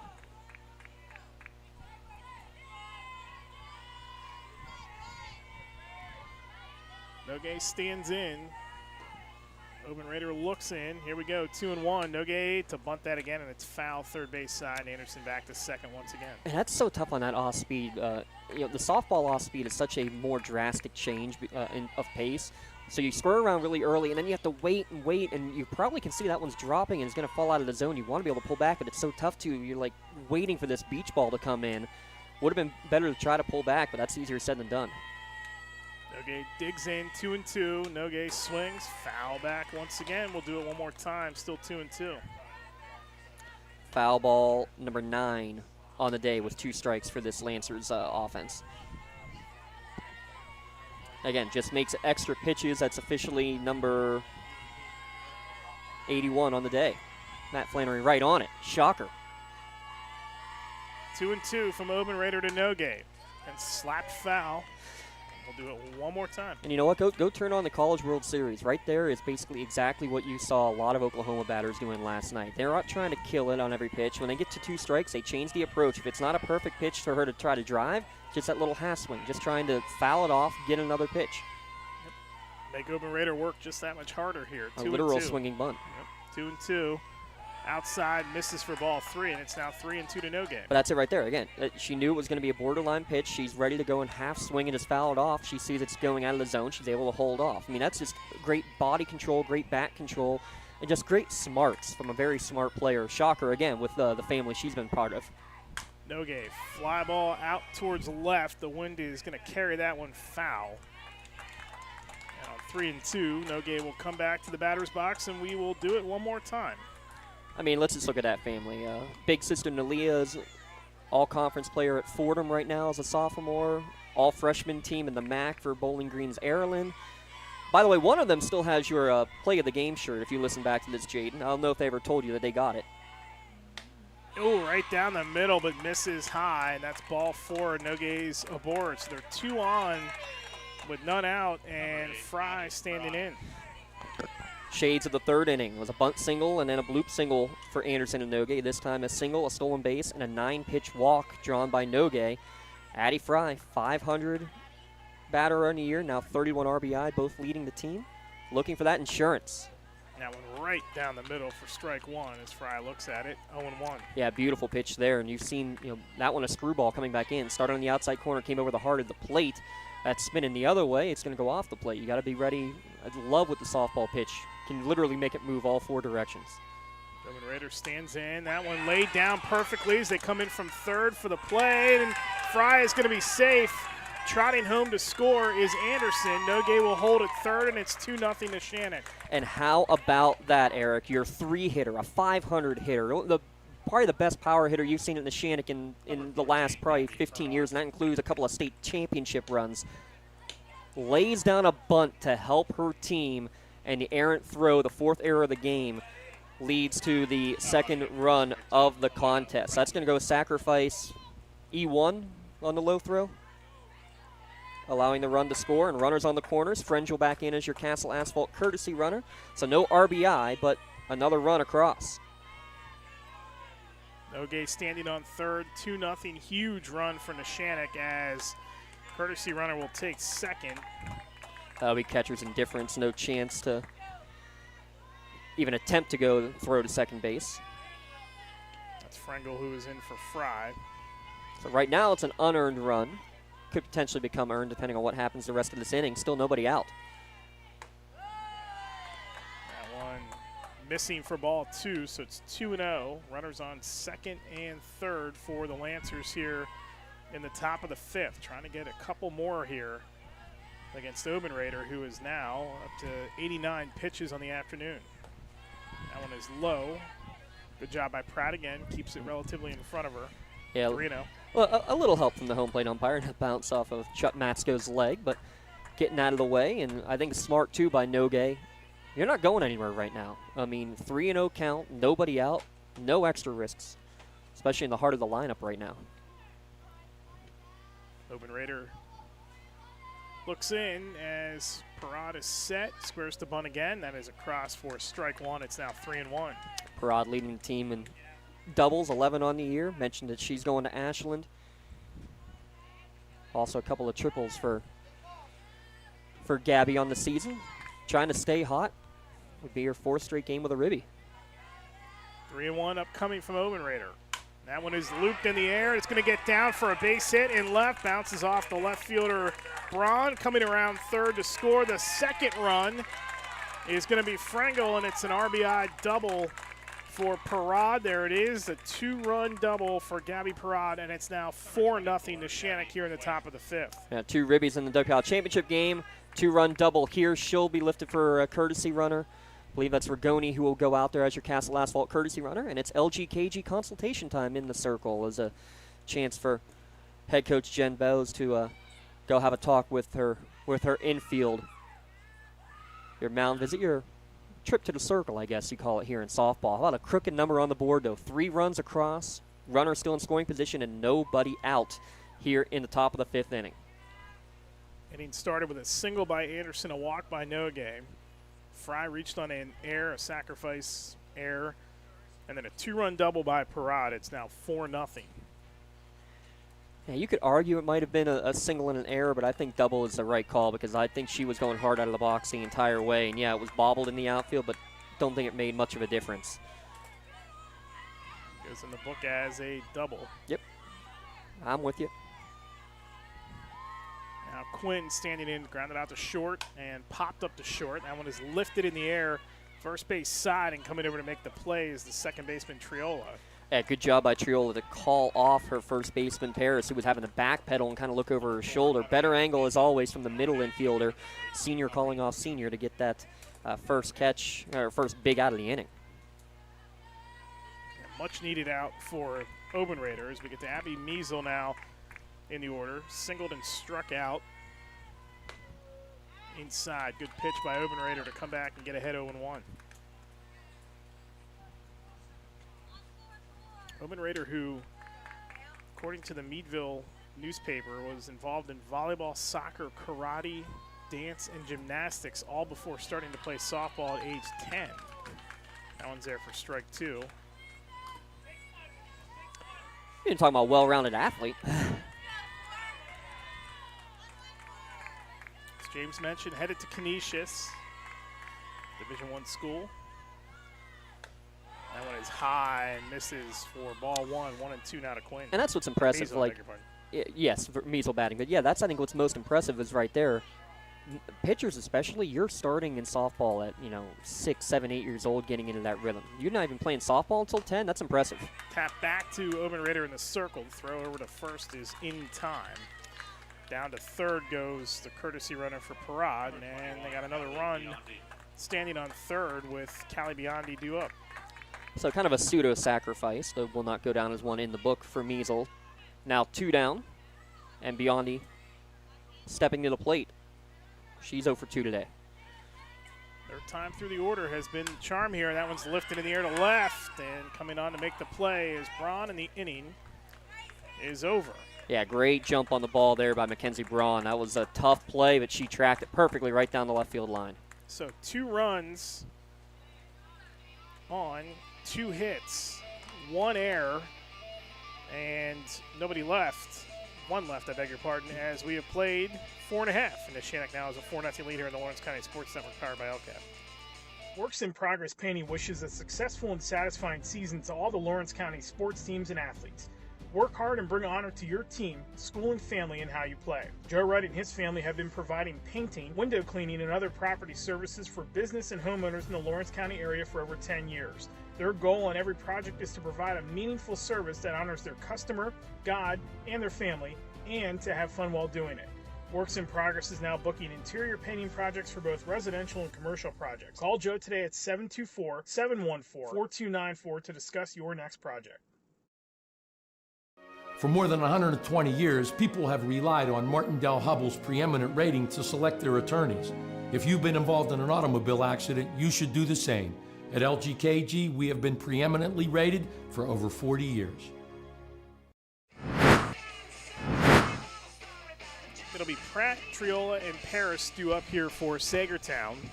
In the home half of the 5th inning as they trail it now 4-0. A 3-run inning by Neshannock in the top of the inning.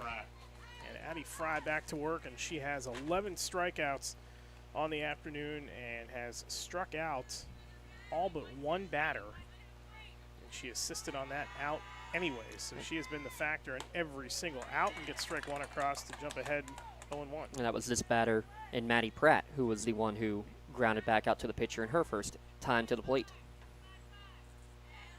One kicks up again slightly in center field as Fry, and that one is low for ball 1, 1-1.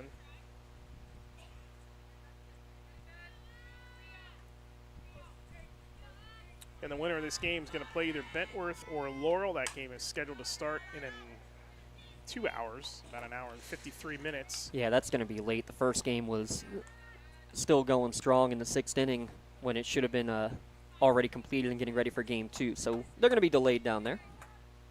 Gateway High School, you can get audio coverage of that on the Lawrence County Sports Network, lcsportsnet.com. Lee and Jay Moan there for the calls of that one, as that one is fouled back, and it's now 1-2 to Pratt. Not a lot to tell you about with this Saegertown lineup because, again, Fry, and that's a swing and a miss, and strikeout number 12 for Fry, who is in total charge right now as there's 1 away. It's also 9 in a row retired via the strikeout. And you've got 12 strikeouts and 13 batters. So that right there can do the math. That's 36 pitches just right there, and she's at 56 total. Lifted foul by Triola, who struck out back in the 2nd. And they haven't even gotten through the order 3 full times, says Saegertown. So that tells you the command, too. Haven't even gotten through a second time yet. Yeah, that's the remarkable part. Neshannock, who seems to just get better and better as the game goes on. Inside corner there for strike 2. It's 0-2 now to Triola. How about this? Sharon remains undefeated. A 2-run walk-off home run from Maddie Vogan in Class 3A. So it's going to be Sharon against Harbor Creek, a rematch of that District 10 championship game. Outside and misses for ball 1 as Piaa has to retrieve to get that. 1-2 now to Triola. Paris on deck. If anybody keeps the inning alive, McGill would bat 4th. Yeah, that was an 8 inning, so that game just came to an end after game 2 was supposed to have already started. So yeah, Lee Moan, Jay Moan, take your time. Right there for strike 3 looking, and Triola is retired. 13 strikeout for Fry, and there are 2 away. 13 strikeout, 10 in a row. We'll just keep racking them up. If you're Addie Fry, that's basically what you've been doing. She is on her game today, and again, only one time she's even reached a 3-ball count, a 3-2 count that was. Inside there for strike 1. This is the homecoming queen, Rhea Parrish. She wants to work with kids after graduation coming up. Best of luck to her. Best of luck to all the seniors who have graduated or are about to graduate. Outside corner and misses for ball one. Yeah, it's a little interesting this time of year. Always how these graduation sometimes falls state finals. Now, state finals are next week. So I think a lot of schools are going to be done by that point anyway. There really isn't anything as a snow day anymore these days. Yeah, those FID days are very nice. This instructor is all for it. There is one baseball game that had to be canceled due to the weather early on, and they already pushed that. They pushed the time up tomorrow due to graduation ceremonies. I think they're starting that game at 11. I saw a couple games today that are scheduled to start at 11. Yeah, a lot of shifting around for the baseball schedule to tomorrow in a few classes, but you're going to have a handful of players that have already walked and in many cases be getting ready for vacation or to head off, depending on what sport they're playing, to college early, and they're going to have to try to win a state title for their team coming up next week at Penn State. Tap foul. It's now, again, 1-2. We'll do it again here with Paris. I wish I can remember who it was. It's 3 or 4 years ago now, right before the pandemic. There was a player who, on a team, I think his team ended up winning a state title without him, but he was unable to play because he was already off to boot camp, and they couldn't change that. They considered trying to. If they could have gotten an agreement to be able to move the game up by 24 hours, I think he would have been able to play, but that was the very first game of the state championships, and they can only schedule LeBron Park for certain days out there. It's not like you can move that up by a 24-hour window. Fry inside corner missing for ball two. Yeah, that Saturday state finals take place Thursday and Friday. They're very, as far as the schedule goes, condensed. And they will hold anything that they can on Saturday if there's any weather, but they do not want to go that route. Everything, of course, is at Penn State, softball and baseball, as they're across the Beaver Stadium parking lot from one another. I think the only schedule change I've ever seen, not due to weather, South Park made it for both softball and baseball. It was probably about 5 or 6 years ago now at least, and they were scheduled to be at the exact same time, both softball and baseball. They were able to switch it around to have one before the other so fans could attend both. And the inside is swung on a miss for strike three. 14th strikeout for Fry. Is 3 up and 3 down. No runs, no hits, no errors, and nobody left. We have played 5, and Neshannock has a 4-0 lead here in the Lawrence County Sports Network, powered by LCAP. More and more people are consuming information on screens. Businesses that want to engage, educate, or entertain clients are turning to Toshiba to provide inspired communication with digital signage experiences that attract attention in novel and entertaining ways. Information needs to be managed to be effective, and organizations can trust Toshiba to provide solutions for improved workflow, which help to securely store, organize, and manage information, whether in digital or physical form. Toshiba, empowering the art of business.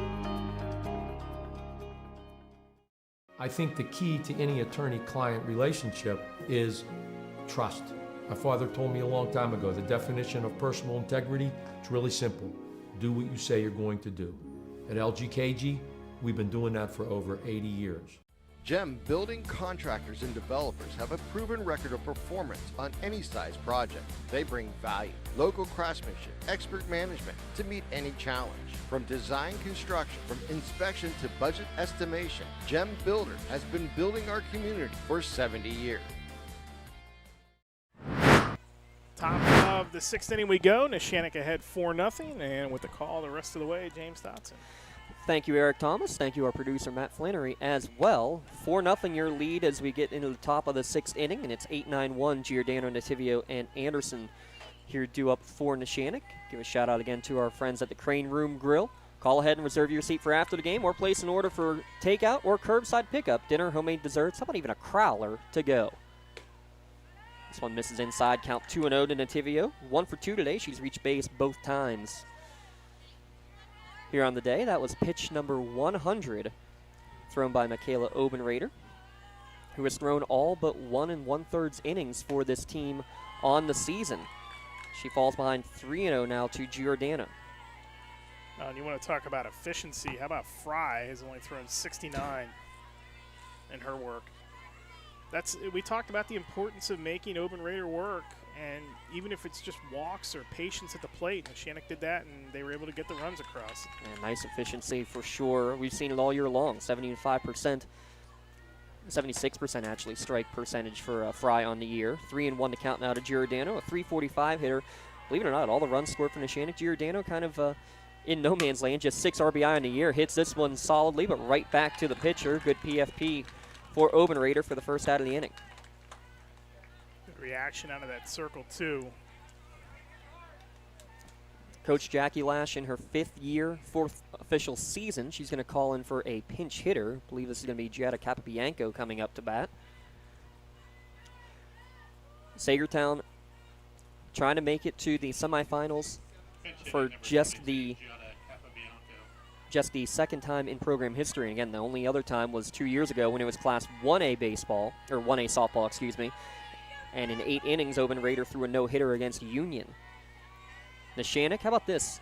6th trip to the quarterfinals. They are 5-0 so far, looking for 6 out of 6. Is Capabianco in there now to bat for strike 1. And I believe you told me that if they get to and win the state title, Jackie Lash would get win number 100 in that game. Yeah, she's 97-11 right now in her career at Neshannock. Tough call there, and a good job by Pratt to try to hold on to that one. So 1-1 to count to Capabianco.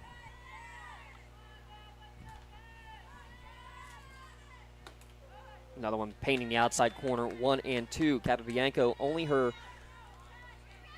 13th plate appearance on the season. 2 for 8 with a 4 RBI, though, on the year, facing now a 1-2 count. Tries to check her swing up high. They will ask for the appeal. No, she did not go, says Rick Witten down there at first base. Count now 2-2. Here in the top of the 6th inning, Neshannock with 1 in the 3rd and 3 in the 5th. Speed pitch swung on and missed. That's the first strikeout in the last 9 batters. Capabianco fares no better than Nativio, who was 0 for 2 with a pair of strikeouts. 8th in the game for Open Raider. 2 up, 2 down here in the top of the 6th inning. Miley Anderson up to bat. Couple of singles, couple of runs scored.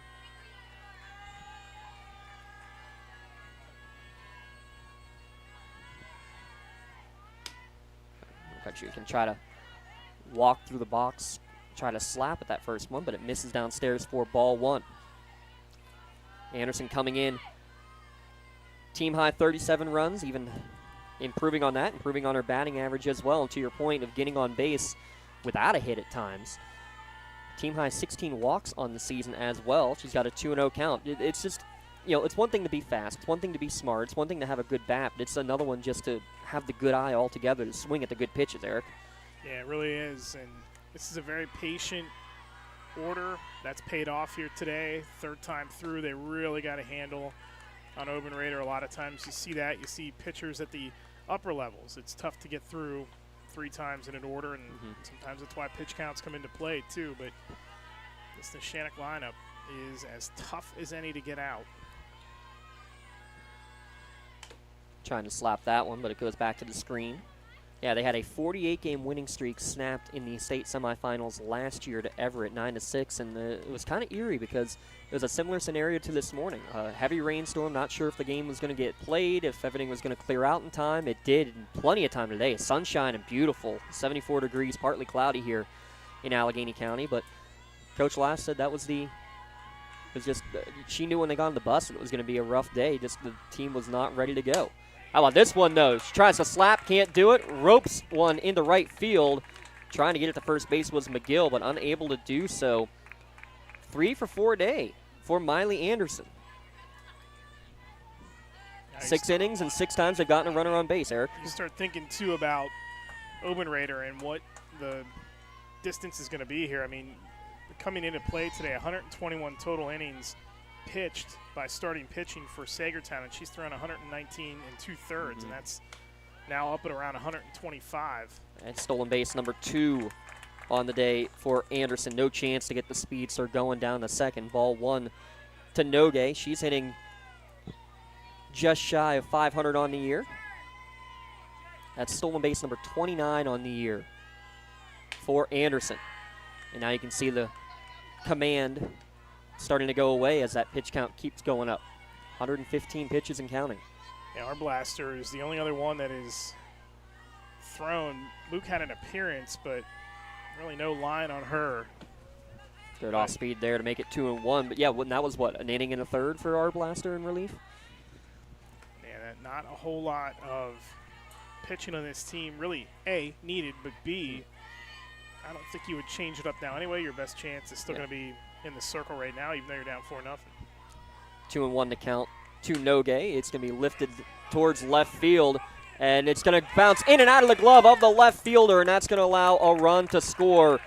Noge will get to second base on the error, the 5th error of the game.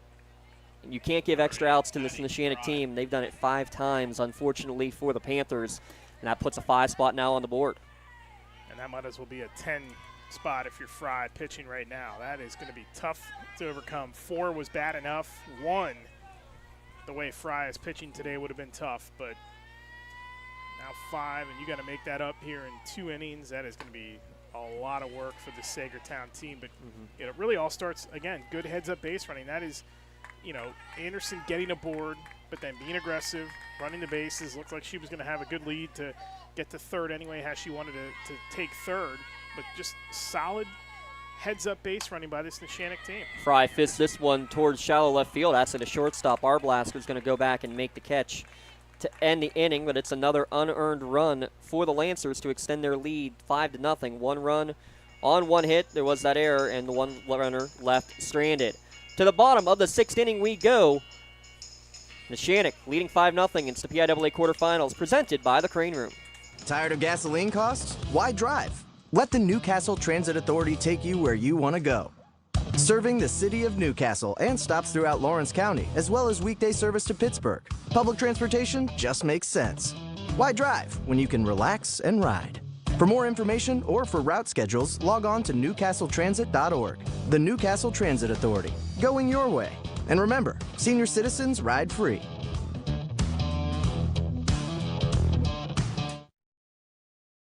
Whether you're hosting a big party, it's family dinner night, or you just need a place to go and watch the big game, the Crane Room Grill is the place to be. Need that something special for your upcoming event? Ask about the CR Brewing Company's custom brewing options to give your big day that personalized touch that your guests will never forget. Visit craneroom.com to see their full menu, or call in your takeout order now at 724-656-1553. The Crane Room Grill and CR Brewing Company, a winning combination. Tell you what, Eric Thomas, the music here has been spectacular. Well done, right from the get-go when everybody was just getting to the field and warming up. Even to that one right there, the whole way through. Beautiful playlist we got here at Allegheny College.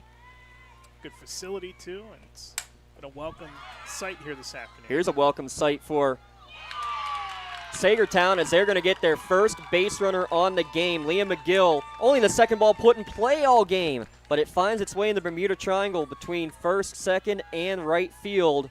And there goes the perfect game with nobody out in the 6th inning. That's the win, James. I mean, yeah. It's been playing havoc on these outfielders, and haven't seen it be too much of a problem for some of the infielders per se, but really in the outfield, that ball just gets up there and it's swirling around, and you think you have a good break on it, and all of a sudden, because of that wind, it's going to shift directions, and you can't get under it fast enough. Throw behind at first base, and she's going to get caught in a pickle. And coming in to make the tag in the end is Callie Biondi, but a great back pick. Just getting a little bit too far off the bag there at first was McGill. So just like that, you get a base runner, and it's retired on the base pads as Parad fires it down. Was that Giordano covering, or did Measle get back to the bag? Giordano. And that starts too with Parad. I mean, we talked about her leadership behind the plate and just being quick reacting to foul balls. And I mean, you see how quickly she gets that mask off and then is looking for it in the air. That's so tough to follow it and, get that piece of equipment off and then have to throw it up in the air and try to find it, especially in a high ceiling like today where there's clouds over top the ballpark.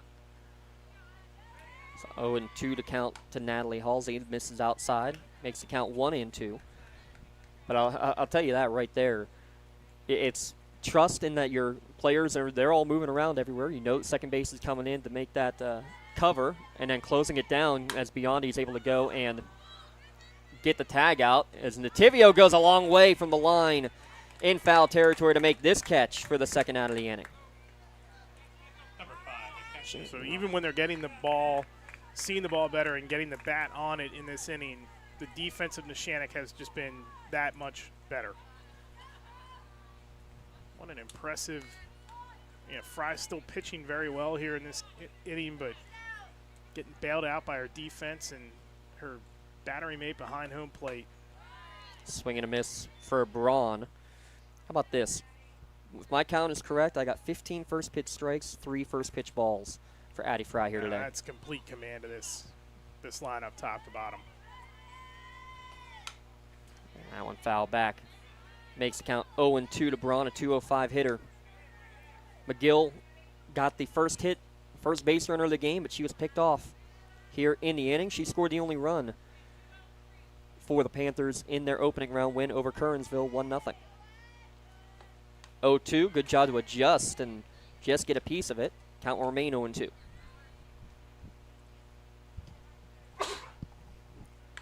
Neshannock will have 4, 5, 6 hitters. No Toy Story references here, but it is Gabby, and Abby. Due up for Neshannock. Leading 5-0. Good check swing there to hold for the freshman Braun, one of the 2 freshmen in this starting lineup. McGill, who has the only hit.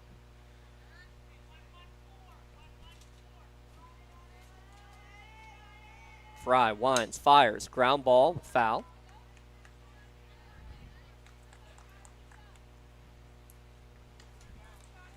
Give a shout out to the Newcastle Transit Authority, out-of-town scoreboard. Already a couple of extra inning wins in Class 3A. The Western Final is going to be District 10 versus District 10 as both Harbor Creek and Sharon victorious in 8 innings.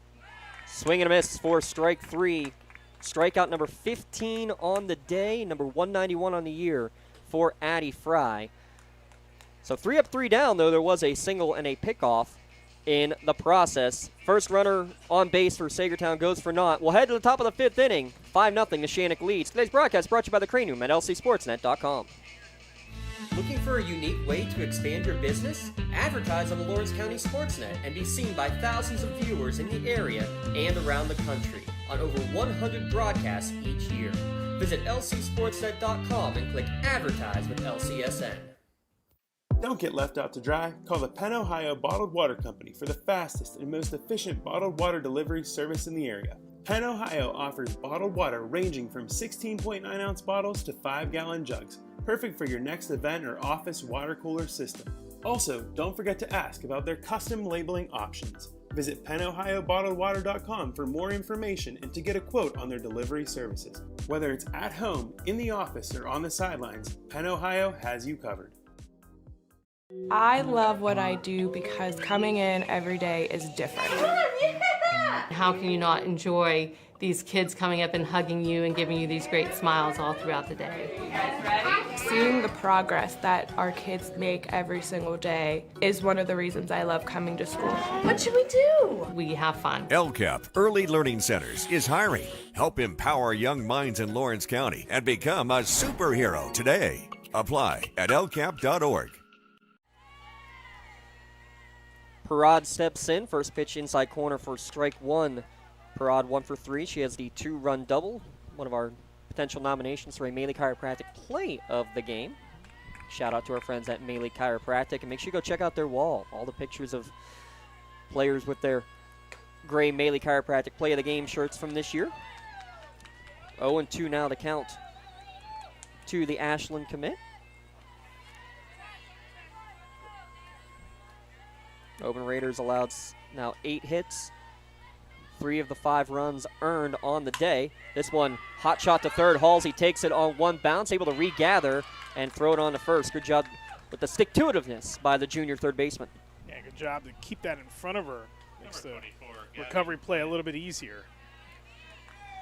This is big here. Obviously, Saegertown's going to have one more go at it in the bottom of the inning, but trying to get out of this thing and no further damage. 122 pitches for Oben Raider right now. Gabby Quinn steps in, first pitch to her, misses down for ball one. 29 RBI on the year.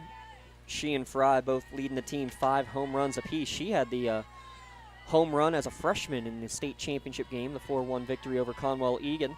Much like Saegertown, they've moved up a classification, though. Conwell Egan now in Class 3A. Saegertown up from 1A to 2A in this cycle. Fly ball, foul ball, caught by the first baseman, Rhea Paris, for the second out of the inning. 0 for 4 for Gabby Quinn today. You don't say that very often.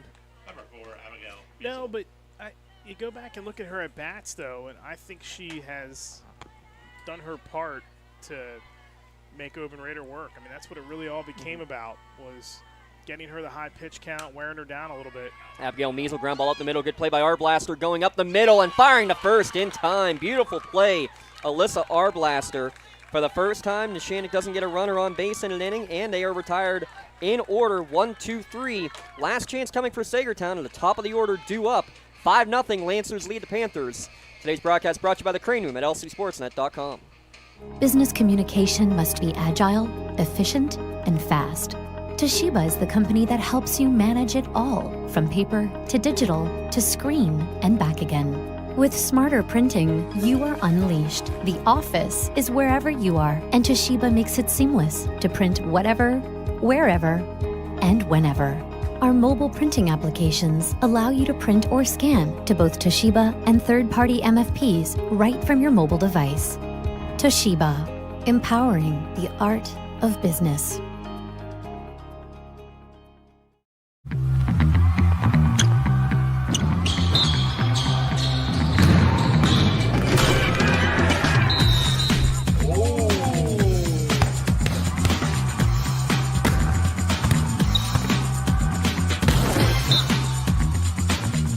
That was awesome.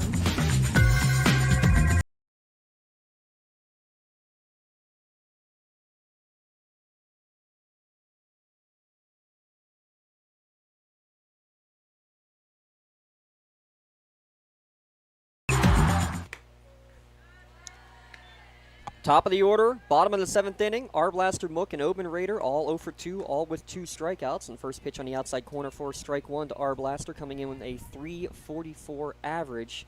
Here in the final chance for the senior, she puts this one in play. 2-hopper to Biondi at short, over to first for the first out of the inning.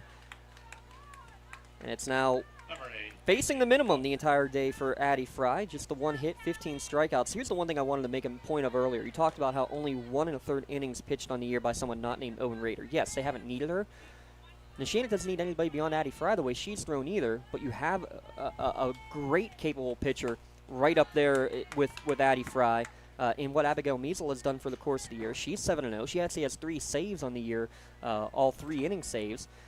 But she's only allowed 2 runs on the year. 7 runs allowed by Fry total on the year, as this one swung on a miss for strike 2. But instead of Fry being up at like 120 pitches or 20 innings on the year, which is right where Oben Raider is coming into this game, Fry's only at 88. She stays more refreshed throughout the course of this season to be at top form like she is right now. 14 strikeouts in the first round, 15 right now in the quarters. Now, it doesn't hurt, too, that, she has also benefited from those 13 games in which they won by 10 or more runs, too. I mean, that's a big factor as well. But, she does look like the fresher of the 2 pitchers. I know, okay, it's 2-2 here now, but for sure is able to reach back and still find that command. And that's the one thing that Oben Raider struggled with against this patient Neshannock lineup in this game. Fry's just gone right after these batters. Yeah. Like, she has not cared 1, 2, 3, whoever. I'm just going right after you, and if you get it in play, hey, you win that battle. That's fine. Casey Mook battling. She's the only player to get a full count against Fry, and she's now done it twice.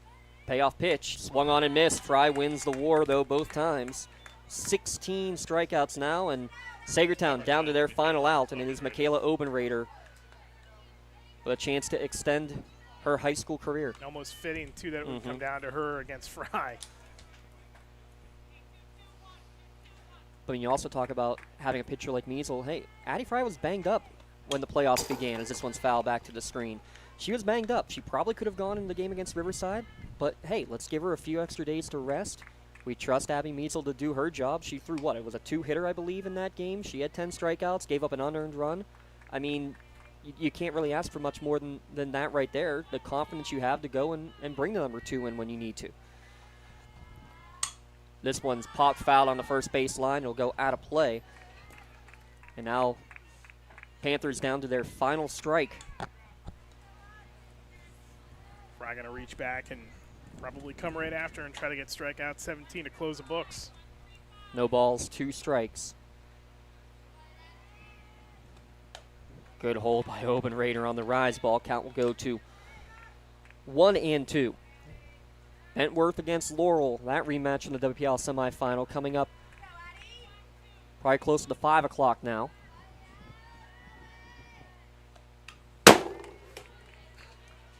Foul back right to us. None of us moved, but the camera did.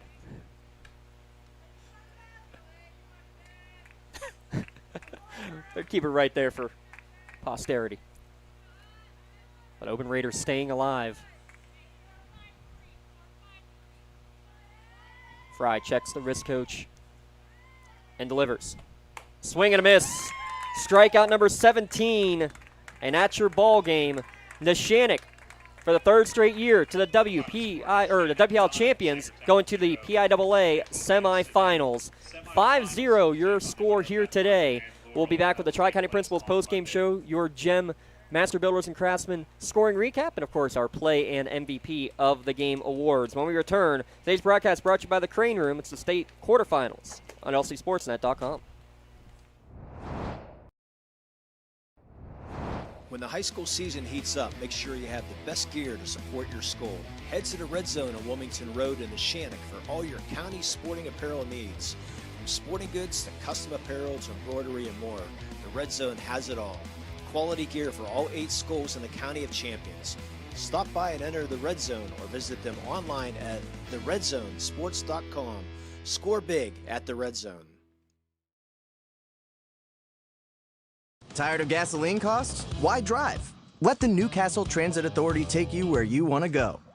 Serving the city of Newcastle and stops throughout Lawrence County, as well as weekday service to Pittsburgh. Public transportation just makes sense. Why drive when you can relax and ride? For more information or for route schedules, log on to newcastletransit.org. The Newcastle Transit Authority, going your way. And remember, senior citizens ride free.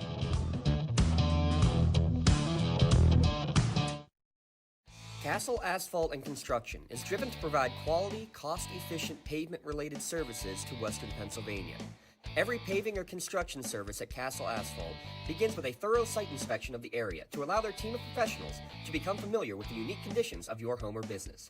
Once the site inspection is complete, Castle Asphalt provides you with a detailed plan of the design, cost, materials, and time of completion, so you know exactly what to expect during your construction.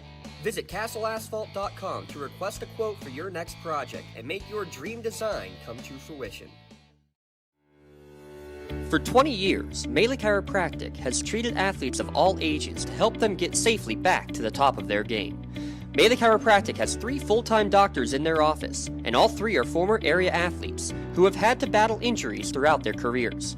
They want to help you get safely back on your feet. But more importantly, help stop the injuries before they happen. Prehab before you rehab. Attention all high school student athletes. During your sports season, a $30 visit to the Melee Chiropractic office includes an adjustment and/or all therapy is necessary. From the athletes of tomorrow to the weekend warriors and everything in between. Let Melee Chiropractic keep you in the game. When it comes to shopping for insurance, there are thousands of options out there. MVP Insurance proactively shops and compares your policies to find the best coverage and rate. Josh Mathur and David Verratti want to provide you with the level of personalized service that you know that you are the MVP of their agency. They simplify insurance so you can live stress-free. Visit one of the locations in Xenia Leopold or in New Springfield, Ohio. Call MVP for the win, proud sponsor of the MVP of the game on the Lawrence County SportsNet.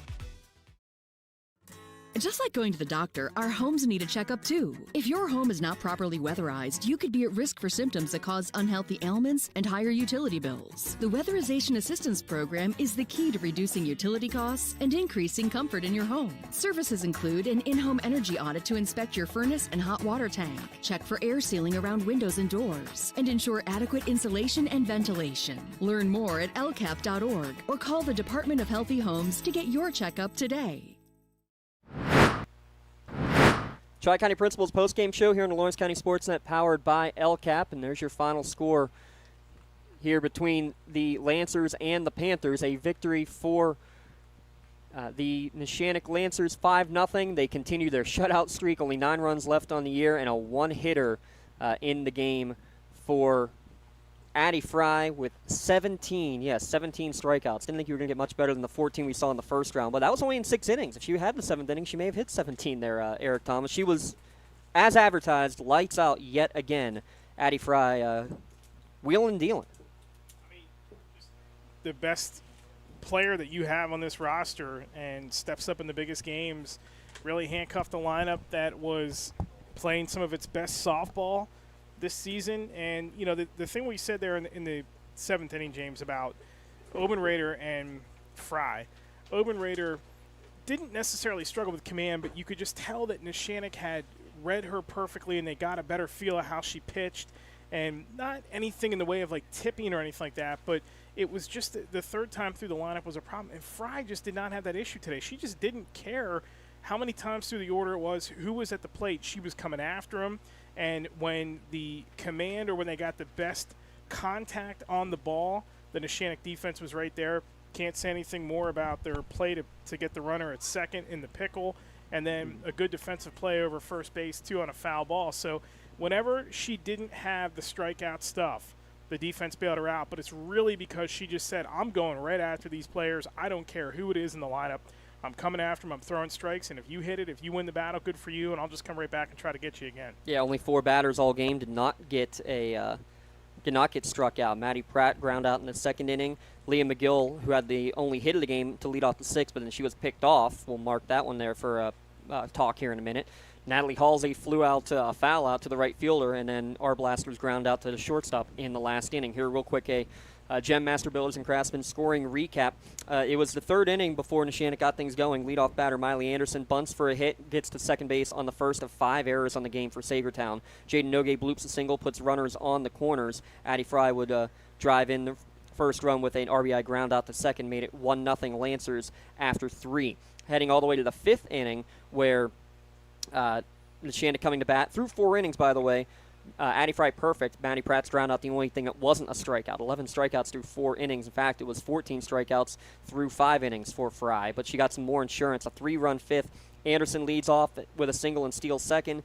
Nogue walks. Addie Fry then sacrifices, reaches on her own error. That scores Anderson. Then Gabby Perrod with a 2-run double, scoring both Nogue and Fry's courtesy runner, Alina Frengel. That made it 4-0 Lancers after 5. They got a 5th one, a 2-out single from Miley Anderson, again steals second base, and Jaden Nogue brings her in. No RBI, but run scores when she reaches on the 5th and final error of the game. This one on a drop ball in left field. Made the score 5-0, and that was more than enough for Neshannock and Addie Fry. The leadoff single for Leah McGill in the top of the 6th inning, but the very next pitch she's picked off at first base, 2-4-6 on that pickoff, and she gets 2 more strikeouts in the 7th, does Fry, to end the game. A complete game, 1 hitter, 17 strikeouts. Easy, Eric, as your MVP insurance MVP of the game. Yeah, 57 strikeouts now in 4 playoff games, wow. Counting WPIL and also PIAA state playoffs. And that's 4 games. So and it's 4 games, and she's only walked 4 batters, did not walk anybody here today, and again, did not give up a run. She's only given up 10 walks all year. She is an MVP insurance MVP of the game. Also, Miley Anderson, MVP insurance MVP of the game. 3 for 4, 3 of the 5 runs scored. Miley Anderson, talk about her real quick, what she has meant to this top of the lineup here, especially in these last 3 games in the playoffs, just being absolutely lights out on the base path. I believe it's now 8 stolen bases in the last 3 games. Well, when your leadoff hitter sets the table, that's exactly what they want you to do. They don't care how you get on base. Just get on base, whether it's a walk, whether it's a hit, whatever the case. Make the pitcher work. get on base somehow and set the tone for your offense. And she's been able to do that in the last 2 games. Had a great game here again today. 3 hits, did strike out the first time. You kind of expect that, though. You sort of feel out a good starting pitcher on that end in your first at-bat. You get a good feel for him. 3 hits, 3 runs, stole a couple bases. You can't say anything more about the leadoff spot, and that's why she's so crucial to this offense. And that also then allows, a more aggressive approach at the plate from Jade Noguer. It gives her options to do things. If Anderson's going to be going to second base and trying to take third, Noguer's got the option to bunt. If not, she's got power. She can swing away. She can drive you in. So many things change up and down the order based on how Anderson sets that tone. And for 2 straight games, she has done an unbelievable job of getting on base and setting up her team in games, by the way, where they're not scoring 10 runs, where runs are probably going to be at a premium, and you're facing lights out some of the best pitching in the state of Pennsylvania, and she has set that tone for the offense the last 2 games easily. So Fry and Anderson will get customized T-shirts courtesy of the Red Zone in recognition of being today's MVP Insurance MVPs of the game. One last piece of information, your Mele Chiropractic play of the game. Gabby Piaa, a couple of different options, whether the pickoff to get rid of the only base runner that was on the bases for the Panthers today, but the big blowing the game open, the 2-run double, the big hit for your Mele Chiropractic play of the game, and she just remains red hot at the plate and kind of the unsung hero a lot of times with this Lancers offense. So Gabby Piaa will get the Mele Chiropractic Play of the Game T-shirt, customized T-shirt again, courtesy of the Red Zone in recognition of being today's Mele Chiropractic Play of the Game. The Mele Chiropractic keep you in the game. Thank you to the Crane Room Grill for keeping us in the game. Again, specials coming up here this weekend. Beer battered haddock, quarterhouse pork chops, Salisbury steak, crab cakes, and sugarcane shrimp skewers. Wow. And appetizers. How about the pickle fries, the pork egg roll, and the jumbo pretzel. Half off select apps tonight, I believe, as well, gentlemen. We're going to be making a trip. I think we might have to on our way home. Make sure you call ahead and reserve your spot tonight at the Crane Room. Big thanks to them for everything they're doing for us here in the playoffs. Big thanks to everyone here at Allegheny College. A big thanks getting us set up on the Wi-Fi and everything there. Big thanks to Matt Flannery, now that he went north to Allegheny and not south to Allegheny. I don't want to know how fast you were going on the highway to make it here, but big thanks to him. Eric Thomas making the long road trip. Big thanks, Eric, getting you back in the swing as we got one more game for sure. And if Laurel can defeat Bentworth later today, we're guaranteed 2 more. How about that? That should be a great game between Laurel and Bentworth. And, if Laurel can somehow win that and get to Neshannock one more time, you never know in those spots. I mean, it's going to be tough to beat Addie Fry. We know that, but Laurel can come back with the great pitching as well. We saw that in the WPILs, and maybe they get one more crack at him. Who knows? That would be incredible if they did. By the way, Michaela Obenrader with 8 strikeouts on the day, so she will finish just shy of 900 career, but an incredible career, and best of luck to her and the rest of those Saegertown seniors upon their graduation heading to their next stage of life. The next stage for the Lancers coming up on Monday against either Bentworth or the Spartans of Laurel.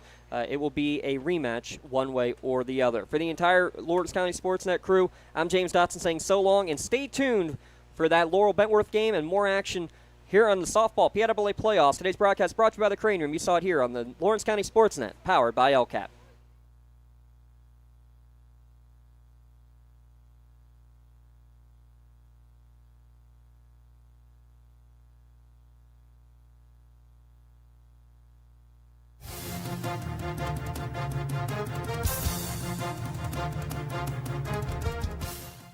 Your voice for Lawrence County sports. The gold ball headed home to Newcastle. This is the Lawrence County SportsNet.